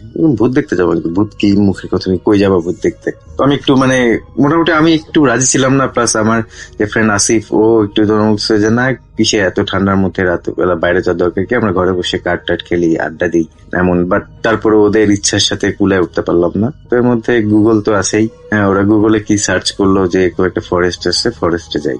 তো অনিচ্ছা সত্ত্বেও আমরা সব বের হইলাম। তখন অ্যারাউন্ড ওয়াজ 9:30 to 10 o'clock। তো যাই হোক আমরা সবাই গাড়িতে উঠে বসলাম। তুষার ম্যাপ দেখে দেখে ড্রাইভ করছে যে কোথায় ফরেস্টটা গেলে কি পাওয়া যাবে এরকম। তো আমরা যাই হোক গাড়িতে গল্প করতে যাচ্ছি। তো যেতে যেতে এমনি আমরা এসব কাইন্ড অফ ভূতের গল্প যে যা জানি একজন একজনের সাথে শেয়ার করতেছিলাম, জাস্ট একটু পরিবেশটা একটু ভৌতিক করার জন্য। আর আসলে যখন আমরা বেরোচ্ছিলাম এতটা অন্ধকার, এত ডার্ক চারিপাশে, মানে জাস্ট আমাদের গাড়িটা চলতেছে, যতটুকু গাড়ির হেডলাইটের আলোটা যাচ্ছে এতটুকুই দেখা যাচ্ছে, বাকি চারপাশে একদম অন্ধকার। ইভেন তো গাড়ির ভেতরেও আমরা একজন আরেকজনকে দেখতে পাচ্ছিলাম, এতটাই ডার্ক ছিল। তো যাই হোক এরকম ফাইন করতে হতে সাডেনলি আমরা করলাম কি, আমাদের ওই একটা অ্যাপস ডাউনলোড করলাম, kind of funny apps, it's not realistic. তো বেসিক্যালি এটা মাঝে মাঝে জাস্ট ফর ফান, এটা নাথিং সিরিয়াস, বাট আমরা এটা নিয়ে ফান করছিলাম। মাঝে মাঝে দেখাচ্ছিল যে যেখানে মানে লাল ডট, রেড কিছু ডট ছিল, সেই ডট গুলা মিনস এখানে কোনো স্পিড কিংবা কিছু এই জাতীয় কিছু আছে এরকম। যাই হোক আমরা এটা নিয়ে ফান করছিলাম। তো করতে করতে কথা বলতে বলতে আমরা বেসিক্যালি যে ফরেস্টের দিকে যাওয়ার প্ল্যান করছিলাম ওটার এক্সিটটা মিস করি। আর ওটার এক্সিট মিস করা মানে টু বি অনেস্ট, একটা এক্সিট যখন ইউকে ড্রাইভে মিস করা যায়, দেখা যায় এটার জন্য অনেক লং, মানে one way route, so long time ঘুরে আবার এই জায়গায় আসতে হবে। তো দেখা যাচ্ছিল আমরা ওটা মিস করার ফলে অনেকদিন ঘুরে আসতে হবে। তো এই মধ্যে সাজেস্ট করলাম যে ঠিক আছে, এটা যখন মিস হলো এখানে যাওয়ার দরকার নাই, দেখো আশেপাশে আর কিছু আছে কিনা কাছে, তো আমরা ওইখানে যাই। তো যাই হোক এরকম আরেকটা খুঁজে দেখা গেলো যে হ্যাঁ আরেকটা আছে, এটা এখান থেকে প্রায় 1 ঘন্টার মতো ড্রাইভ। ওকে সময় তো আছে, কোনো কিছু নাই, বের হয়েছি যখন যাই দেখি 1 ঘন্টার ড্রাইভ। তো যাই হোক আমরা যেখানে যাওয়ার প্ল্যান করছিলাম যে ফরেস্টটাতে, ওইটা স্কিপ করে আমরা নেক্সট যে ইয়েটা যাওয়ার কথা ওইখানে উদ্দেশ্যে রওনা দিলাম আর কি। তো যাই হোক ওইখানে যাচ্ছিলাম, এরকম ভূতের গল্প রাস্তায় চলছিল। তো যেতে যেতে আমরা একসময় আমাদের গন্তব্যস্থানে পৌঁছাই আর কি। তো ওইখান থেকে মানে রাস্তাটা বর্ণনা যে মাঝখান দিয়ে রাস্তায় চিকন সরু রাস্তা, দুই পাশে শুধু গাছগাছালি, আশেপাশে মানে জঙ্গলের মতো, আশেপাশে কিছু নাই। তো আমরা কিছু যেতে ওইখানে একটা মেঠো পথ আর কি, মোটামুটি ওখানে কোনো পিচ ঢালা রাস্তা নাই। রাইট সাইডে গাড়িটা তুষার ঢুকিয়ে দেয় যে এই যে জঙ্গলের রাস্তা পাইছি, এদিক দিয়ে আমরা জঙ্গলে ড্রাইভ করে চলে যাবো। তো আমি তখনও হেজিটেট করছিলাম, প্লাস আমার ফ্রেন্ডরা ছিল, ওরাও বেশ একটু হেজিটেট যে না কি দরকার, আসছি রাত বিরাতে। বেসিক্যালি ভূতের ভয় তা না, ধরলাম অজানা একটা জায়গা, আগে কখনো আসি নাই, এত রাতে এই জায়গাটা সেফ কিনা, আমরা যাচ্ছি মানে কত রকমের বিপদিত হইতে পারে। তো যাই হোক এইসব প্ল্যান করে এখন কে শোনে কার কথা। তুষার ড্রাইভ করছিল, সে তো অলরেডি ড্রাইভ করে জঙ্গলের ভিতর গাড়ি ঢুকাই দেয়। তো যাই হোক একটু পরে যাইতেই রাস্তার মাঝখানে ঠিক মানে যেটা রাস্তা, তো ওইখানে হুট করে দেখি যে সে হার্ট ব্রেক করে। কি হলো হঠাৎ করে হার্ট ব্রেক কেন? তো দেখি যে রাস্তাটা বন্ধ, ওইখানে কিছু গাছ পড়ে আছে, মানে দেখে বোঝা যাচ্ছে যে অনেকদিন মানে আমি জানি না লাস্ট কবে এই দিক দিয়ে কোনো মানুষজন যাতায়াত করেছে কিনা, কারণ টোটালি যেভাবে গাছটা পড়ে আছে দেখেও মনে হচ্ছে এটা অনেকদিন ধরে আছে, আর রাস্তাটাও পুরোটা বন্ধ, তো যাওয়ার কোনো উপায় নাই এইদিকে। আর ইভেন তো রাস্তাটা এত সরু যে ওখানে গাড়ি রিভার্স করা ছাড়া, মানে একদম ব্যাক গিয়ারে পেছন দিকে আসা ছাড়া কোনোভাবেই ঘোরানোর কোনো উপায় নেই আর কি। সো সে আর রাস্তাটা মোটামুটি একটু ঢালুর দিকে যাচ্ছিল, সো রিভার্স করতে দেখা যাচ্ছে যে গাড়ির চাকা আটকায় আছে, বাট ওই জায়গাটাই ঘুরছে, বাট গাড়ির পেছনে আসছে না। আর ইভেন তো তখন আমার একটা সিচুয়েশন এসেছে যে আপনার যে মনে হচ্ছে যে ধাক্কা দিতে হবে, বাট ওই সিচুয়েশনে কেউ যে গাড়ি থেকে নেমে আমরা ধাক্কা দেবো পেছন দিকে গাড়িটা আনার জন্য, এমন কারেজ কারো হচ্ছিল না টু বি অনেস্ট। তো যাই হোক সামহাও আমরা ওইখান থেকে বের হয়ে আসি আর কি, বের হয়ে মানে গাড়িটা ঘুরাইতে পারি। তো গাড়ি ঘুরে যখন আসছি সাডেনলি আমাদের যে অ্যাপসটা ছিল হাতে, তখন আমরা ওটা ফান হিসেবেই নিচ্ছি। তো ওখানে সাডেনলি দেখা যাচ্ছে একটা রেড ডট, একদম আর ওটা খুব বেশ নয়েজ করছিল, সামথিং লাইক দ্যাট। লাইক তো যাই হোক আমরা ওটা নিয়ে তো আসিফ একটু ভীতু টাইপের, প্লাস আমার ওয়াইফ তো ওটা নিয়ে বেশ ফান করছিল বসে অনেকক্ষণ। রিয়াজ আতিক ভাই ওদের কোনো কমেন্টস নাই, ওরা চুপচাপ মানে যে যা বলছে এরকমই। তো আমি মোটামুটি বললাম যে থাক, যাই হোক রাস্তা যেহেতু বন্ধ পাইলাম, সামনে বাধা পাইলাম, দরকার নাই যাবার, চলো ঘোরাঘুরি তো হইলেই, ভাই চলে যায় যে বাসায় যে কটেজে যে আড্ডা দিয়ে আর কি। তো সাডেনলি হলো কি রাসেল ভাই গাড়ি ঘুরে, তো ভাবলাম তুষার যখন গাড়িটা ঘুরে করলো, আমরা বললাম ঠিক আছে আমরা যেদিক দিয়ে আসছি ওদিক দিয়ে তো বের হয়ে যাবো, এখন আমরা বেশি দূর আসি নাই। তো সাডেনলি সে কি করলো, গাড়িটা শুধু একটা নির্দিষ্ট একটা সেন্টার ধরে মানে একটা মাঝখানে বেশ কিছু গাছগাছালি বাট মাঝখানে একটুখানি ফাঁকা জায়গা, যেমন ধরেন আমাদের বাসার আঙিনা যেমন হয় যে হয়তো বা গাছগাছালি বাট মাঝখানে সুন্দর রাউন্ড একটা ফাঁকা জায়গা, তো ওইটাকে একটা সেন্টার ধরে তুষার শুধু গাড়িটা ঘুরছে মানে রাউন্ড অ্যাবাউটে গাড়ি যেমন ঘুরে সার্কেল করে সেরকম 2-3টা সার্কেল দিচ্ছে। আর যখন সার্কেল দিচ্ছে গাড়ি হেডলাইটের আলোয় জঙ্গলে চারিপাশটা মানে আরো ভয়ঙ্কর হয়ে উঠতেছে, মানে যে দিকটা আলো যাচ্ছে সাডেনলি আলো এবং চারিদিকটা অন্ধকার। তো এরকম করতে তো হুট করে কি ব্যাপার, সে এমন করছে কেন? ঠিক আছে, আমি বেশ সারপ্রাইজ হই। এদিকে আসিফ জুই ভাবি ওরা তো জোরে জোরে আয়াতুল কুরসি পড়া শুরু করে দিচ্ছে, সবাই লা ইলাহা ইল্লাল্লাহ মানে কি হচ্ছে। তো আমি হুট করে আমি তুষারের ইমিডিয়েট পেছনেই বসেছিলাম, হুট করে মানে খুব শাউট করে উঠলাম, ওরে এই তুষার কি তুমি ফান করতেছো এত রাতে, ফাইজলাম অনেক। মানে আমি খুব মানে জানি না কেন আমি এরকম আচরণ করলাম, খুব ভয় থেকে কিংবা কিছু থেকে আমি জানি না, ওরে খুব শাউট করে উঠলাম যে তুমি এমন করছো কেন, যাও। তো সাডেনলি সে যেন মানে সেন্স ফিরে পেলাম, মানে মনে হচ্ছে যে তার এতক্ষণ যে সে যেটা করছে গাড়িটা রাউন্ড করে ঘোরাচ্ছিল ওর কোনো সেন্স ছিল না, কিংবা মানে সে ইচ্ছা করে করছিল না, মানে কেন এমন হলো মানে সাডেনলি সে যখন হলো তখনই সে ব্রেক করলো, ভাই কি না তুমি এমন ঘুরতেছো কেন, মানে কি একটা অবস্থা। তো এটা বলতে বলতেই তার হেডলাইটটা তখন সামনে সোজাসুজি যে জায়গাটায় পড়ছিল ওই জায়গায় ঠিক দেখি যে একটা কাইন্ড অফ কবর কিনা যায় না বাট একটা মনুমেন্টের মতো ওইখানে লেখায় মানে একজনের নাম হচ্ছে ইঙ্গা মারিয়া। আমি যাই হোক আপনার সুবিধার জন্য আমি লিঙ্কটাও দিয়ে দিচ্ছি আপনাকে, আপনি এটা সম্পর্কে যেটা জানতে পারবেন। আমি এই কথায় পরে আসছি। তো আমরা ওইখানে দেখলাম এরকম একটা অবস্থা। তো দেখেই তুষার যখন সম্বিত ফিরে পেলো তো আমরা যাই হোক ওয়ে আউট দিয়ে বের হয়ে আসলাম এবং মানে বলা বলেছে যে কি হইলো মানে বুঝলাম না, খুব একটা বড় বাচ্চা বাসলাম কিংবা মনে হচ্ছিল যে খুব বড় একটা বিপদ হতে যাচ্ছিল কিংবা এমন কিছু, বাট সামহাও আমরা রক্ষা পেয়েছি, যাই না আল্লাহর রহমতে। সামহাও তো বেসিক্যালি বর্ষা আমার ওয়াইফ প্লাস তুষার ওরা যে এতক্ষণ যে জিনিসটা নিয়ে ফান করছিল ওরাও কেমন সবাই কোয়াইট হয়ে গেল, চুপ, মানে কারো মুখে কোনো কথা নেই, জাস্ট সবাই দোয়া কালাম করতেছে এমন। তো অন দ্য ওয়েতে গাড়িতে আস্তে আস্তে আমরা হুট করে সার্চ দিলাম, দেখি আমরা কোন জায়গাটাই, তো ওই জায়গাটাই সার্চ মার ওখানে যে একটা কবরের মতো দেখলাম, একটা গ্রেভইয়ার্ডের মতো জিনিসটা কি, হুট করে কেন আমরা এটা দেখলাম কিংবা এমন কেন হইলো কাহিনীটা। তো আমরা রাসেল ভাই আপনি বিশ্বাস করবেন না, এটা জানি না কোইন্সিডেন্স কিনা, আমরা যখন গুগলে সার্চ দিলাম ওই জায়গাটা সম্পর্কে সাথে সাথে আমরা যেটা পাই যে ইঙ্গা মারিয়া হাউসার নামে একটা মেয়ে ছিল, সে ওইখানে মার্ডার হয় এবং মার্ডারটা হয় 1988 6th of April। সে বেসিক্যালি সে একজন জার্মান নাগরিক, বাট সে সামহাও ওইখানে মিসিং হয় এবং ওই জায়গাটায় তার লাশ পাওয়া যায়। এবং রাসেল ভাই সবচেয়ে উইয়ার্ড থিং যেটা, যে আমরা যেদিন ওইখানে গিয়েছিলাম সেদিনটা ছিল 6th of April 2018, মানে basically exactly 30th date anniversary of her। Like এটা যখন আমরা দেখি আমরা মানে একজন আরেকজনের মুখ চাওয়াচাওয়ি করছিলাম যে এটা কি হইলো বা এটা কেমনে সম্ভব। আমরা তো আরেকটা জঙ্গলে যাওয়ার কথা ছিল, আরেকটা ফরেস্টে, তো আমরা ওইখানে ছিল আমাদের বাসার কাছে, আমরা ওইখানে যাওয়ার কথা, ওইখানে না যে আমরা স্কিপ করে আরো 1 ঘন্টা ড্রাইভ করে কেন এই জায়গাটায় তাই আসলাম এবং এই জায়গাটায় এসে এই জিনিসটাই কেন আমরা ফেস করলাম এবং ওই দিনটাই কেন 6th of April 1988। So Rasel ভাই আমি এখনো জানি না যে এটার কারণ কি কিংবা এটা কেন হইলো, আমরা নিজেরা গিয়েছিলাম নাকি আমাদের সামহাও এখানে নিয়ে যাওয়া হয়েছিল। I don't really have any clue about this, বা এনিওয়ে এই ছিল ঘটনা। আমি জানি না রাসেল ভাই এটা ভৌতিক কিনা বা এটা কি, বা আমি বলতে পারি এটা most weird thing happened with us. আর আমি আগেও বলেছি যে আমি আপনাকে লিঙ্কটা পাঠিয়ে দিলাম, আপনি ভেরিফাই করে দেখতে পারেন যে এই জায়গাটাই এটা হয়েছিল। সো যাই হোক এই ছিল আজকের ঘটনা, আর আমার কাছে আরো অনেক ঘটনা আছে, ইনশাল্লাহ কখনো যদি দেশে আসি আমার খুব ইচ্ছা স্টুডিওতে এসে শেয়ার করবো। সো যাই হোক ভালো থাকবেন সবাই, দোয়া করবেন, আল্লাহ হাফেজ। রাসেল ভাই আসসালামু আলাইকুম, আশা করি ভালো আছেন আপনারা সবাই। আমি মিশুক, বার্সেলোনা স্পেন থেকে। আজকে একটা ঘটনা আপনাদের সাথে শেয়ার করব যেটা আমার নিজের সাথেই ঘটে যাওয়া একটি ঘটনা। সো এখানে আমার একটা ফ্রেন্ড নাম হচ্ছে সবুজ, বাঙালি, আমরা একই ইউনিভার্সিটিতে পড়াশোনা করি। তো যখনই সময় পাই আসলে আমরা ট্রাই করি যে নতুন কোনো প্লেস এক্সপিরিয়েন্স করার জন্য। তো লাস্ট মানডেতে 1 এপ্রিল কাজ শেষে ইউনিভার্সিটি থেকে এসে তারপরে আমরা দুজনে চিন্তা করলাম যে আজকে একটা নতুন কোন একটা প্লেসে যাব। তো এখানে রাসেল ভাই বার্সেলোনা যে মেইন যে সেন্টারটা, একটু বলে রাখি আপনারা হয়তো অনেকেই জানেন, সেন্টারটা বেশ ভালোই সমতল।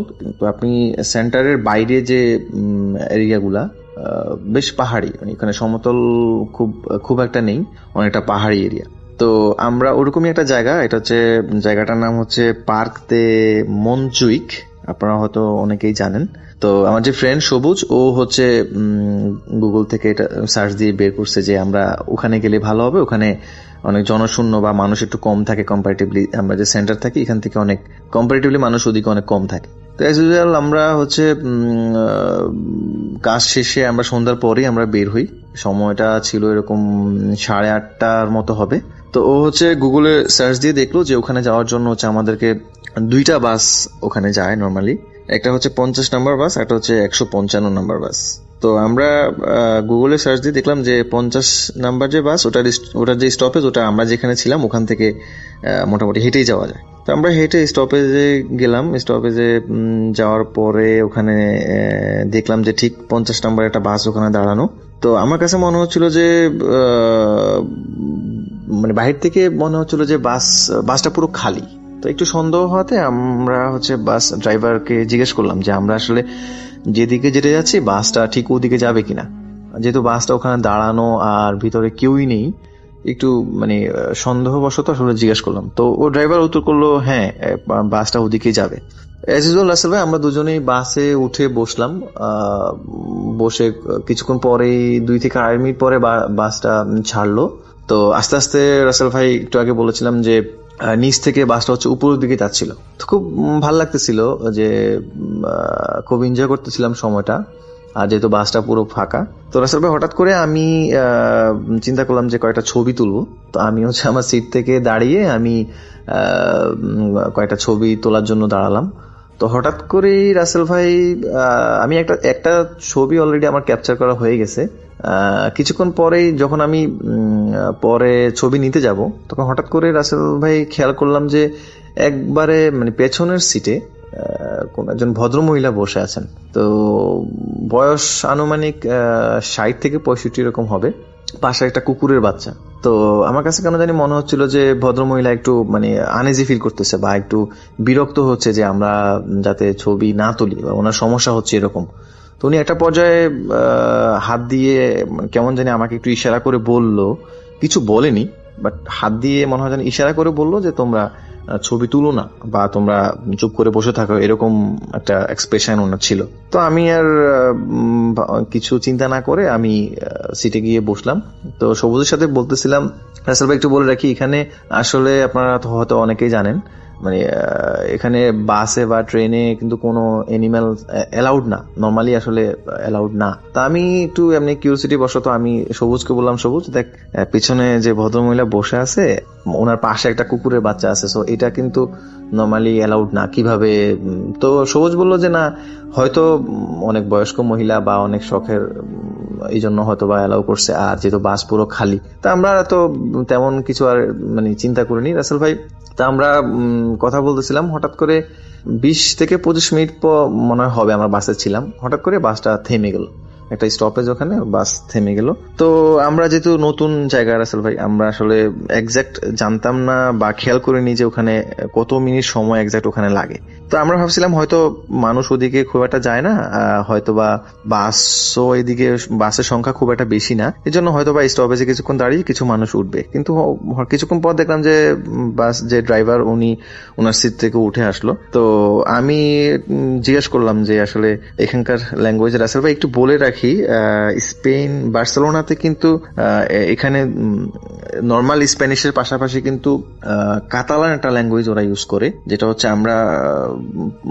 আমরা নর্মাল স্প্যানিশ জানি যে কাস্তিয়ানো, যেটা ওটাকে আমরা নর্মাল স্প্যানিশ বুঝি, বাট এখানে আরেকটা ল্যাঙ্গুয়েজ এরা ইউজ করে কাস্তিয়ানো, যেটা এখানে একটা স্টেট আছে কাতালান স্টেট, আপনারা তো মনে হয় জানেন, যারা হচ্ছে কাস্তিয়ানো থেকে কাতালান থেকে ওরা কাতালান যে ল্যাঙ্গুয়েজটা ওরা ওটাকে প্রেফার করে বেশি। তো আমরা কাস্তিয়ানো আমরা মোটামুটি বলতে পারি, চলার মতো বলতে পারি। তো আমি ড্রাইভারকে জিজ্ঞেস করলাম যে স্টেশন উলতিমো, এইটাই কি শেষ স্টপেজ কিনা? তখন ড্রাইভার বললো যে হ্যাঁ, সি ইস্তা উলতিমো, মানে যদি বাংলায় বলি আমি যে এটাই হচ্ছে মানে লাস্ট স্টপেজ। তো আমরা যাক তাড়াহুড়ো করে বাস থেকে নেমে গেলাম। আর আমরা পিছনে খেয়াল করিনি যে ভদ্রমহিলা কি বসে আছে নাকি নেমে গেছে, আমরা খেয়াল করিনি। তো অনেক দূর হাঁটতেছিলাম, প্রায় 5-7 মিনিট হাঁটার পরে সময় তখন ছিল গড়িতে রাসেল ভাই অ্যারাউন্ড 9:30 হবে। তো রাত যেহেতু রাসেল ভাই অনেক হয়ে গেছে, আর পাহাড়ি রাস্তা আসলে একদমই ওখানে মানুষ জনশূন্য বললেই চলে। অনেকক্ষণ পর পর একটা গাড়ি যায় বা একটা বড় বড় বড় যে লরিগুলো থাকে ওগুলা 2-1টা যায়, এমনিতেই খুব একটা মানুষ নাই বললেই চলে। একটু ভয়ও লাগতেছিল রাসেল ভাই। আর একটু বলে রাখি রাসেল ভাই, আমরা একটা ফুটবল নিয়ে গেছিলাম সাথে করে, যে সময়টা একটু এনজয় করব, যদি কোনো সমতল জায়গা থাকে আমরা ওখানে একটু সময়টা এনজয় করলাম দুজনে মিলে। তো যাক আমরা ফুটবলটা ও বের করলো, বের করার পরে আমরা দেখতেছিলাম যে আসলে আমরা এক্সাক্ট যেই ডিরেকশনে মানে যেই প্লেসটাতে আমরা যেটা যাচ্ছি ডিরেকশনটা আসলে আমরা যেখানে এখন বর্তমানে আছি ওখান থেকে এক্সাক্ট কত সময় লাগবে। তো আরো কিছু দূর হাঁটার পরে হঠাৎ করে দেখলাম যে রাস্তার পরে ওখানে রাস্তার কিন্তু ইন্ডিকেশন থাকে যে আপনি কোন দিকে কোন রাস্তা গেছে এরকম ইন্ডিকেশন দেওয়া থাকে। তো কিছু দূর পরেই দেখলাম যে একটা ইন্ডিকেশন দেওয়া। রাসেল ভাই একটু বলে রাখি, আমরা যেখানে যাবো এক্সাক্ট আমাদের যে টার্গেটের যে লোকেশনটা ছিল সেটা ছিল এরকম, নামটা ছিল পিজি অলিম্পিকা। নিচে আবার লেখা আনাইয়া অলিম্পিকা, উপরে লেখা পিজি অলিম্পিকা, নিচে হচ্ছে আনাইয়া অলিম্পিকা। আর ঠিক ওইটার পাশে আরেকটা ইন্ডিকেশন ছিল এরকম, যেটা হচ্ছে আমরা ভুলবশত চলে গেছি। ওটা হচ্ছে ফন্ট দেল ঘাট, নিচেই সেম লেখাটা আনাইয়া অলিম্পিকা, যেটা পিজি অলিম্পিকার নিচে লেখা ছিল, জাস্ট উপরে লেখাটা হচ্ছে ফন দেল ঘাট, এরকম একটা নাম ছিল। তো রাসেল ভাই কি মনে করে আমি আসলে দুইটার মধ্যে মানে মিসম্যাচ হয়ে গেছে, আমি আসলে খেয়াল করিনি। আমি বললাম যে ওটার ইন্ডিকেশনটা ছিল বাম দিকে, আর আমরা যেখানে যাবো পিজি অলিম্পিকা ওইটা কিন্তু স্টেটে ছিল, মানে আমরা যেদিকে যাচ্ছিলাম ঠিক ওদিকেই ছিল। তা আমি হঠাৎ করে সবুজ করলাম, সবুজ এই যে ইন্ডিকেশনটা আমার মনে হয় আমরা এই দিকেই যাবো। তো বললো যে ওকে ফাইন। আসলে আমরা মুভ করতেছিলাম, একবারে ওই জায়গাটা মোটামুটি সমতল ছিল, আমরা এতক্ষণ পর্যন্ত ওই জায়গাটা মোটামুটি সমতল ছিল, কিন্তু আমরা যেদিকে যাবো ওই রাস্তাটা পুরোপুরি মানে খাড়া রাস্তা, পাহাড়ের একবারে উপরের দিকে উঠতে হয়। তো আসলে ভাই আমরা মোটামুটি উপরের দিকে উঠতে 20 থেকে 25 মিনিট আমরা হাঁটার পরে হঠাৎ করে আমার কাছে মনে হলো যে অনেকটা টায়ার্ড হয়ে গেছিলাম রাসেল ভাই সারাদিন কাজ করার পরে। তারপরে একে তো অনেক ঠান্ডা পড়তেছিল, আর একবারে খাড়া রাস্তা, খুব ঠান্ডা পড়তেছিল ওখানে। তো আমি হঠাৎ করে সবুজ করলাম, সবুজ আমার মনে হয় আমরা ভুল রাস্তায় চলে আসছি, আমার মনে হয় আমরা এই দিকে আসলে আমাদেরকে আসা উচিত হয়নি। তো ও বললো যে তাহলে একটু গুগলে সার্চ দিয়ে দেখি। তো গুগলে সার্চ দিয়ে দেখার পরে দেখলো যে রাসেল ভাই আমরা ওখানে যেখানে আসি ওখান থেকে আসলে আমাদেরকে যেখানে আমরা এক্সাক্ট যাবো পিজি অলিম্পিক, এটা আসলে অন্য দিকে রাস্তাটা ছিল, মানে আমরা শুরুর দিকে যেদিকে যাচ্ছিলাম ওদিকেই ছিল। তো দুজনে অনেক টায়ার্ড, মানে ও আমাকে খুব রাগারাগি করতেছিল যে তুই না বুঝেই একটা রাস্তায় চলে আসছস, এখন রাত তখন রাসেল ভাই অলমোস্ট 9:50 10টার কাছাকাছি এরকম। তো আমরা রাসেল ভাই দুজনে অনেক টায়ার্ড হয়ে গেছি, মানে নিচের দিকে যে নেমে আসবো মানে এরকম এনার্জি পাচ্ছিলাম না। তো হঠাৎ করেই রাসেল ভাই আমি ওকে বললাম যে আচ্ছা একটু কিছুক্ষণ আমরা একটু রেস্ট নিই, যদি কেউ আসে তাহলে জিজ্ঞাসা করবো যে আসলে ওখান থেকে আমরা যেখানে যাবো এক্সাক্ট ওখান থেকে কত সময় লাগতে পারে, যদি বেশি সময় লাগে তাহলে আমরা ব্যাক করবো, আমরা ওদিকে যাবো না। তো রাসেল ভাই এটা চিন্তা করতে করতে হঠাৎ করেই সবুজ খেয়াল করলো যে আমাদের আমার সাথে যে ফ্রেন্ড ছিল ও খেয়াল করলো যে আমাদের থেকে ঠিক 10 থেকে 12 হাত দূরে কোন একজন মানুষ উপরের দিকে উঠতেছে।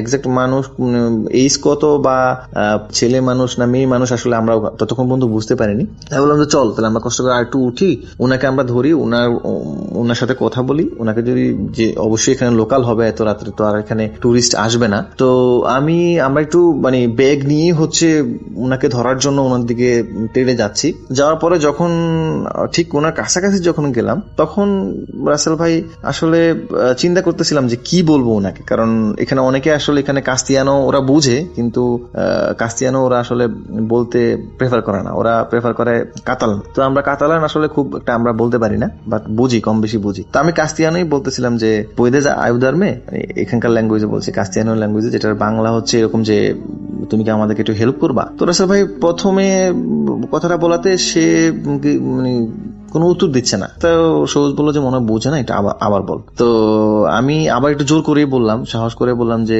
এসকুচারমে পয়দে যাওদারমে। তো এসকুচারমে এটা মানে হচ্ছে রাসেল ভাই যে তুমি কি আমাকে শুনতে পাচ্ছ, আমাকে একটু হেল্প করবা। আমি আবারও তাকে বললাম। রাসেল ভাই বিশ্বাস করবেন না, কথাটা আসলে শেষ করতে যত দেরি ঠিক কি বলবো এতটা ভয় মনে হয় রাসেল ভাই, আমি লাস্ট 7 মাস আমি ইউরোপে আসছি, এখানে এতটা ভয় মনে হয় আমার সাথে যে ফ্রেন্ড ও মনে হয় জীবনে পায় নাই, আমিও পাই নাই। রাসেল ভাই আমরা ঠিক যেই মানুষটাকে আমরা বাসে দেখে আসছি, যে বুড়ো মানুষটি, বৃদ্ধ মহিলা, ঠিক ওই মানুষটাই এখানে। তিনি উপরের দিকে উঠছেন, হঠাৎ করে আমাদের দিকে তাকিয়েই রাসেল ভাই মানে বিশ্বাস করবেন না কতটা ভয় পাইছি আমরা। একে তো রাসেল ভাই অনেক টায়ার্ড, মানে আর প্রচন্ড ঠান্ডা পড়তেছিল, অনেক ঠান্ডা বাতাস, মানে কথা বের হচ্ছিল না মুখ দিয়ে। তিনি একটা কথাই শুধু বললেন যে তিনিও মল্ট করাজ, মানে এটার মানে হচ্ছে রাসেল ভাই এটা উনি কাতালান বলছে।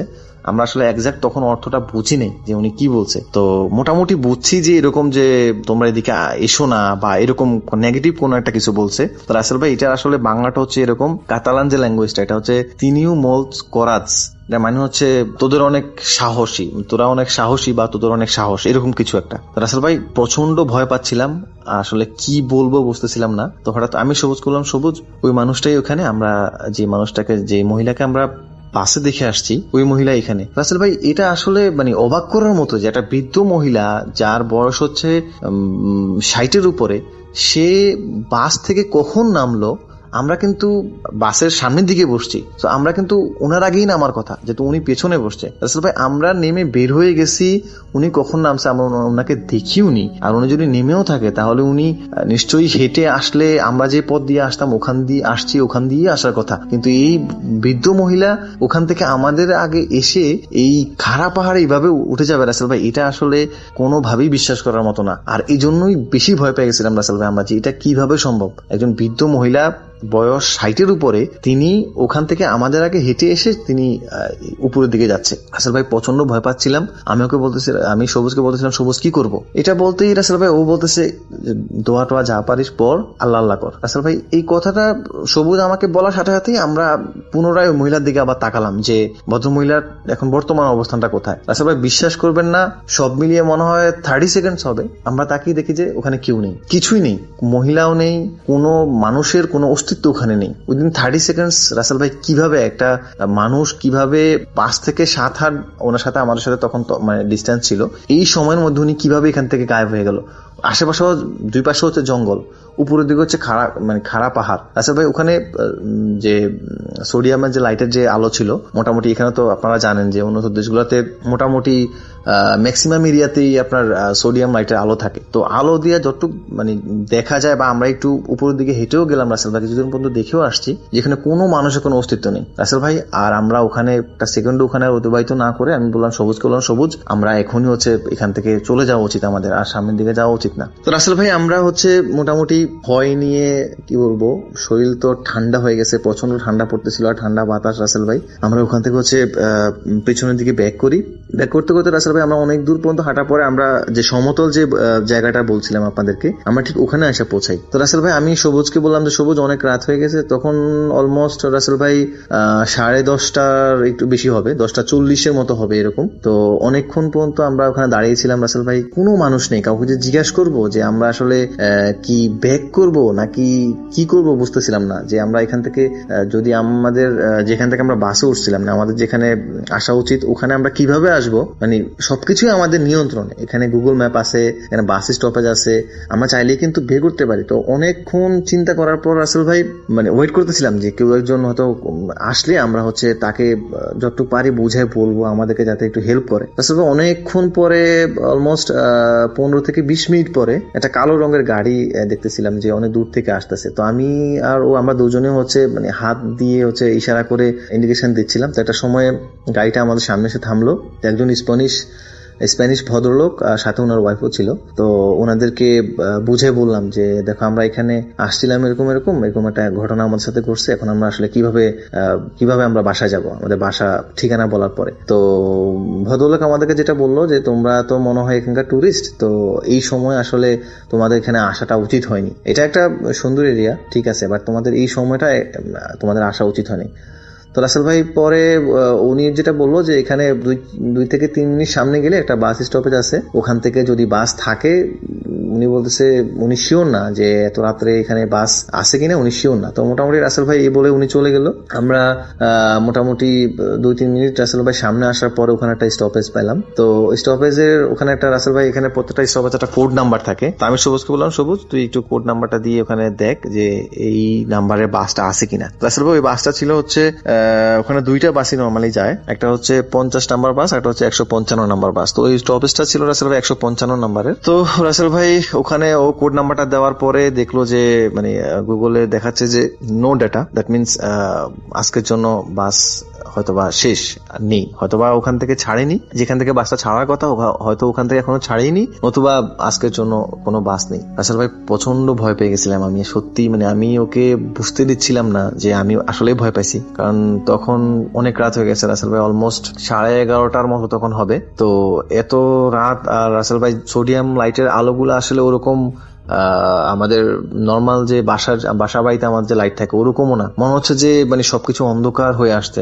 আস্তে আস্তে যতটা সময় যাচ্ছে মনে হচ্ছে যে আস্তে আস্তে সবকিছু অন্ধকার হয়ে আসতেছে। অনেক ভয় পাচ্ছিলাম রাসেল ভাই, আমি কি করবো বুঝতেছিলাম না। তো একটা সময়ে এইভাবে আমরা ওখানে প্রায় 5 থেকে 7 মিনিটের মতো দাঁড়াইছিলাম, কোনো বাস রাসেল ভাই ওখানে নেই। পরে আমি সবুজকে বললাম, সবুজ এক কাজ কর, আমার মনে হয় আমরা মুভ করা দরকার, কারণ আমরা যেহেতু এখানে 5 মিনিট দাঁড়িয়ে না থাকে, আমরা সামনের দিকে 5 মিনিট হাঁটি, যদি কোনো বাস পাই তাহলে তো নেক্সট স্টপেজ থেকে উঠবো, নতুবা আমাদেরকে হেঁটে যেতে হবে। রাসেল ভাই বিশ্বাস করবেন না, আমার মনে হয় আমরা অলমোস্ট দুজনে 20 থেকে 25 মিনিটের মতো হাঁটতেছি, কোথাও কোনো নামার মতো কোনো ওয়ে পাচ্ছিলাম না। মনে হচ্ছে যে যেদিকে যাই শুধু মানে রাস্তাটা শুধু দীর্ঘই হচ্ছে, মানে পাহাড় থেকে যে নিচের দিকে আমরা দেখতেছি, এখান থেকে অনেক উপর থেকে নিচে দেখতেছি যে আমরা যেখানে মোটামুটি বার্সেলোনা শহরটা পুরোটাই ওখান থেকে দেখা যায়, যে আমরা যেখানে দাঁড়িয়ে আছি আর আমরা যেখানে যাব, আমরা হয়তো প্লেসটা আন্দাজ করতে পারতেছি ঠিক এখানে, বাট আমরা নামার কোনো ওয়ে নাই, মানে এতটা জনশূন্য। আর হচ্ছে উপর থেকে মানে একটা হচ্ছে যে পাহাড়ি রাস্তা, আর দিনের বেলা হলে রাসেল ভাই কোনো না কোনো কিছু করা যেত,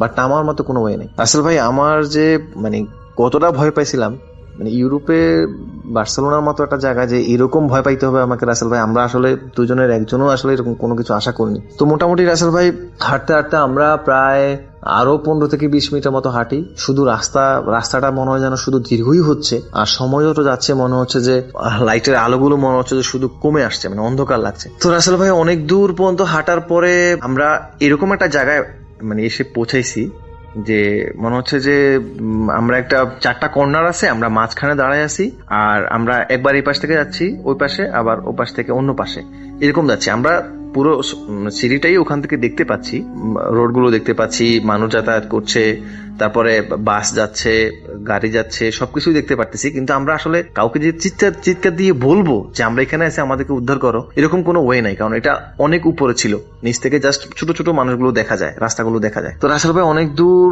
পর্যন্ত ঘোরাঘুরির পর আসলে অনেকটা টায়ার্ড হয়ে গেছিলাম, আমি আর ও দুজনে অনেক টায়ার্ড। একটা সময় রাসেল ভাই চিন্তা করতেছিলাম যে আজকের রাতটা হচ্ছে এইভাবেই কাটিয়ে দিব, কারণ এই ছাড়া আর কোনো ওয়ে নাই। দিনের বেলা যদি কোনো বাস আসে বা যদি কোনো মানুষ আসে দেন হচ্ছে হেল্প নিয়ে তারপর বাসা যাবো। রাসেল ভাই অনেকক্ষণ বসেছিলাম, হঠাৎ করে এখান থেকে আমরা যেখানে দাঁড়িয়েছিলাম ওখান থেকে প্রায় 100 মিটার দূর হবে কোন একটা, মানে আমরা যে বলছিলাম আমরা যে এরিয়াতে দাঁড়াইছিলাম ওখানে 4টা কর্নারের মতো ছিল, কোন একটা কর্নারে মনে হচ্ছে যে কেউ একজন ওখানে কথা বলছে এরকম। তো রাসেল ভাই বিশ্বাস করিনি যে এত রাত্রে ওখানে, তখন অলমোস্ট 12:30টার মতো বাজে, 1:45টার মতো বাজে, এত রাত্রে এখানে আসলে কোনো মানুষের অস্তিত্ব এইভাবে পাবো আসলে মানে জানি না আল্লাহ তাআলা কিভাবে আসলে আমাদেরকে এইভাবে সাহায্য করছে, আসলে আমরা নিজেরাও মানে বুঝতেছিলাম না। তো আমরা মানে খুব তেড়ে গিয়ে ওনাদের দিকে গেলাম, দেখি হয়তো মনে হচ্ছে যে ওখানে মানুষ কথা বলছে, কয়েকজন মানুষ ওখানে কথা বলছে, গিয়ে দেখলাম যে রাসেল ভাই ওখানে একটা স্প্যানিশ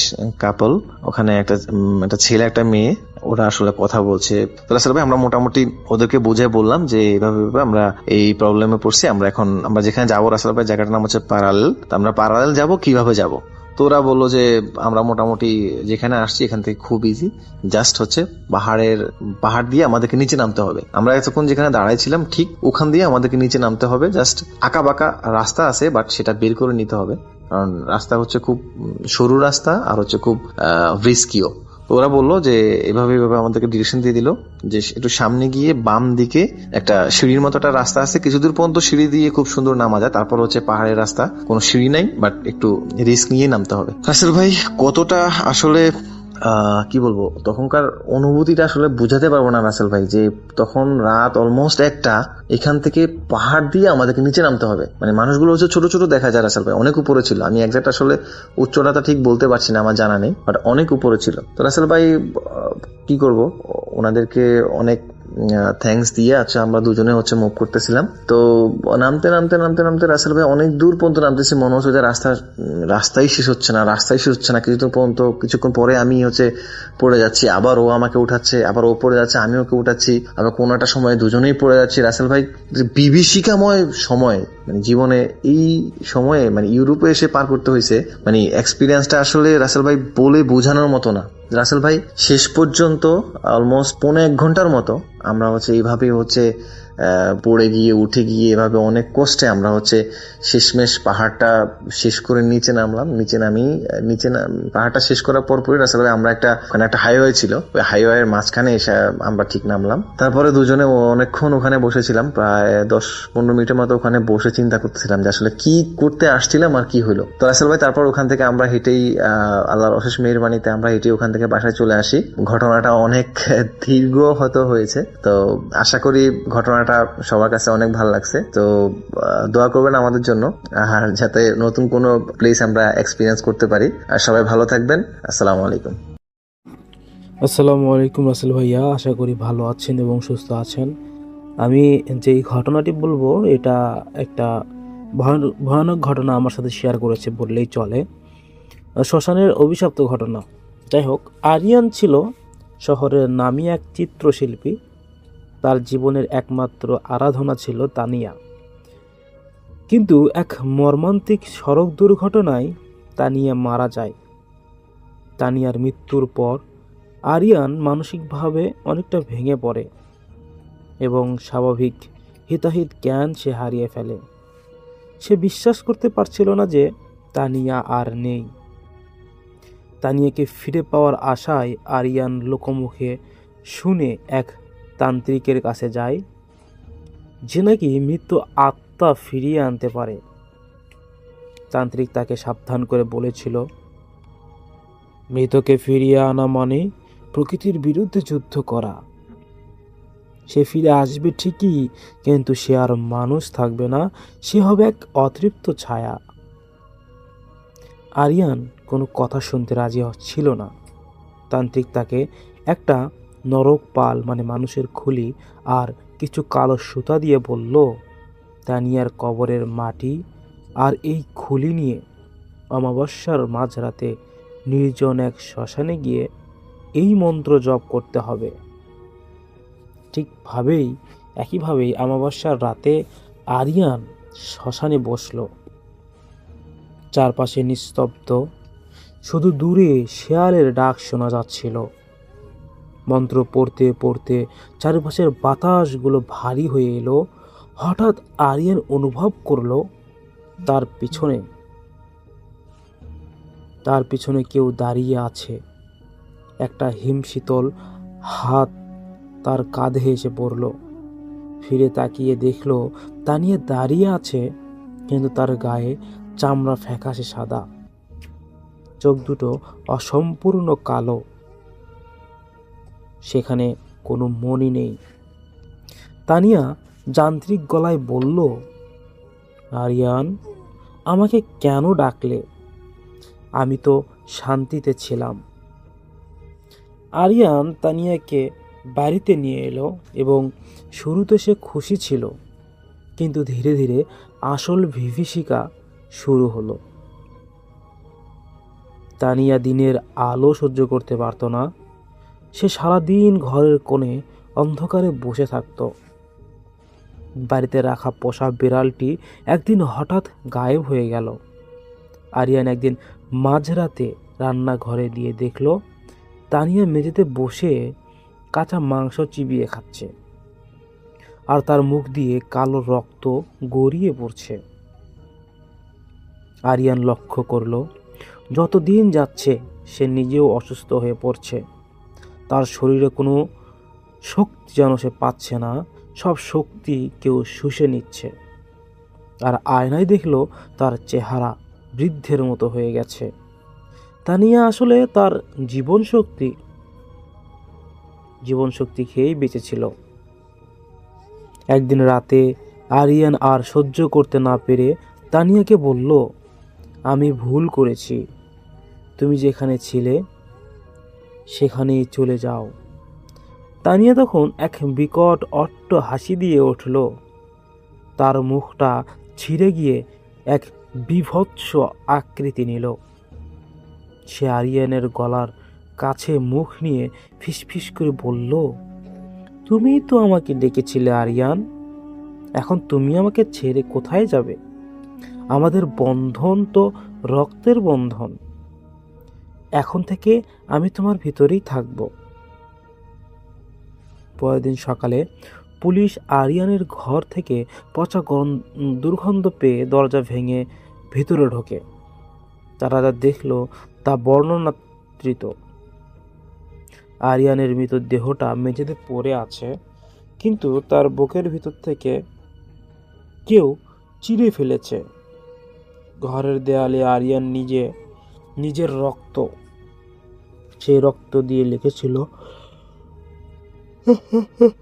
আশা, সে মুক্ত হয়নি আর আমার সাথেই আছে। আরিয়ানের শরীরের ভিতর থেকে অঙ্গ প্রত্যঙ্গ ছিল না, যেন ভিতর থেকে কেউ সব খুবলে খেয়ে নিয়েছে। তানিয়া বা সেই ছায়ামূর্তিকে আর কোথায় পাওয়া যায়নি। বলা হয় আজও সেই পরিত্যক্ত বাড়িতে মাঝরাতে এক নারীর কান্নার সাথে এক পুরুষের আর্তনাদ শোনা যায়। তানিয়া আস্তে আস্তে যখন সবকিছু জেনে যায় যে আরিয়ান তাকে আরিয়ানের মৃত্যুর কয়েক মাস পর এক তান্ত্রিক এবং তার শিষ্য সেই বাড়িতে প্রবেশ করেন। তারা চেয়েছিলেন সেই অশুভ শক্তিকে বন্দি করতে। তান্ত্রিক যখন বাড়ির ভিতরে ঢুকলেন, তিনি দেখলেন সারা ঘর জুড়ে তানিয়ার ছবির পরিবর্তে আরিয়ানের অদ্ভুত সব স্কেচ আঁকা।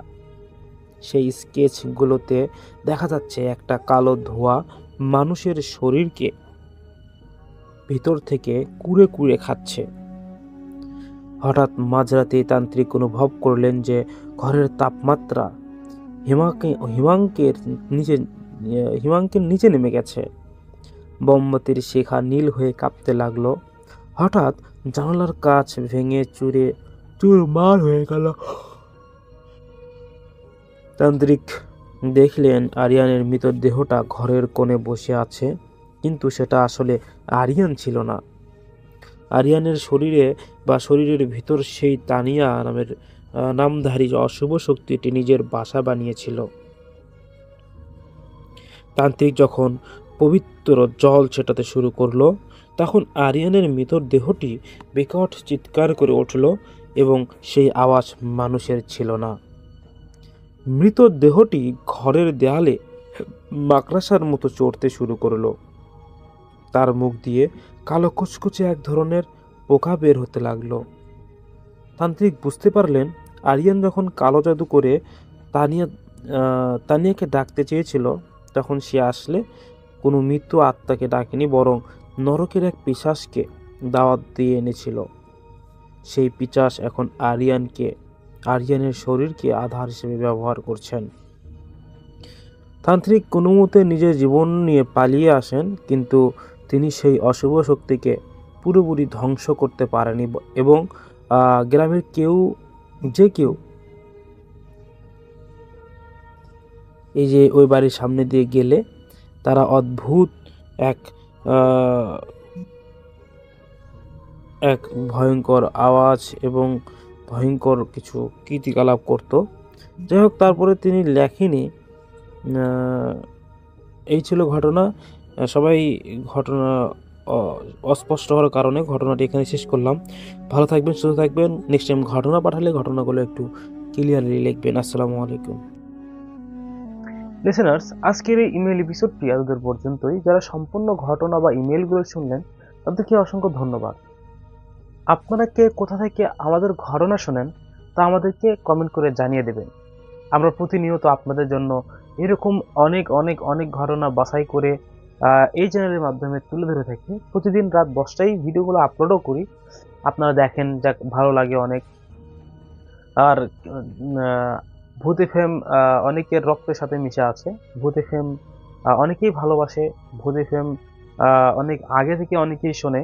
আচ্ছা, একটু আপনারা কমেন্ট করে যাবেন যে কে কোথা থেকে, কে কবে থেকে এই ভূত এফএম গুলো শোনেন, কত সাল থেকে আপনার ভূত এফএম এর সাথে পরিচিত, আপনারা কমেন্ট করে যাবেন। এবং পরিশেষে যে কথাটি না বললেই না, সেটা হচ্ছে যে অনেকেই আমাকে ঘটনা পাঠাতে চান কিন্তু ঘটনা পাঠাতে পারেন না। আমাদের ঘটনা পাঠানোর ঠিকানা হচ্ছে, আমাদের হোয়াটসঅ্যাপ নাম্বার আছে এবং আমরা মেইলেও ঘটনা নেই। তো মেইলে হচ্ছে mahmudsoayb000@gmail.com।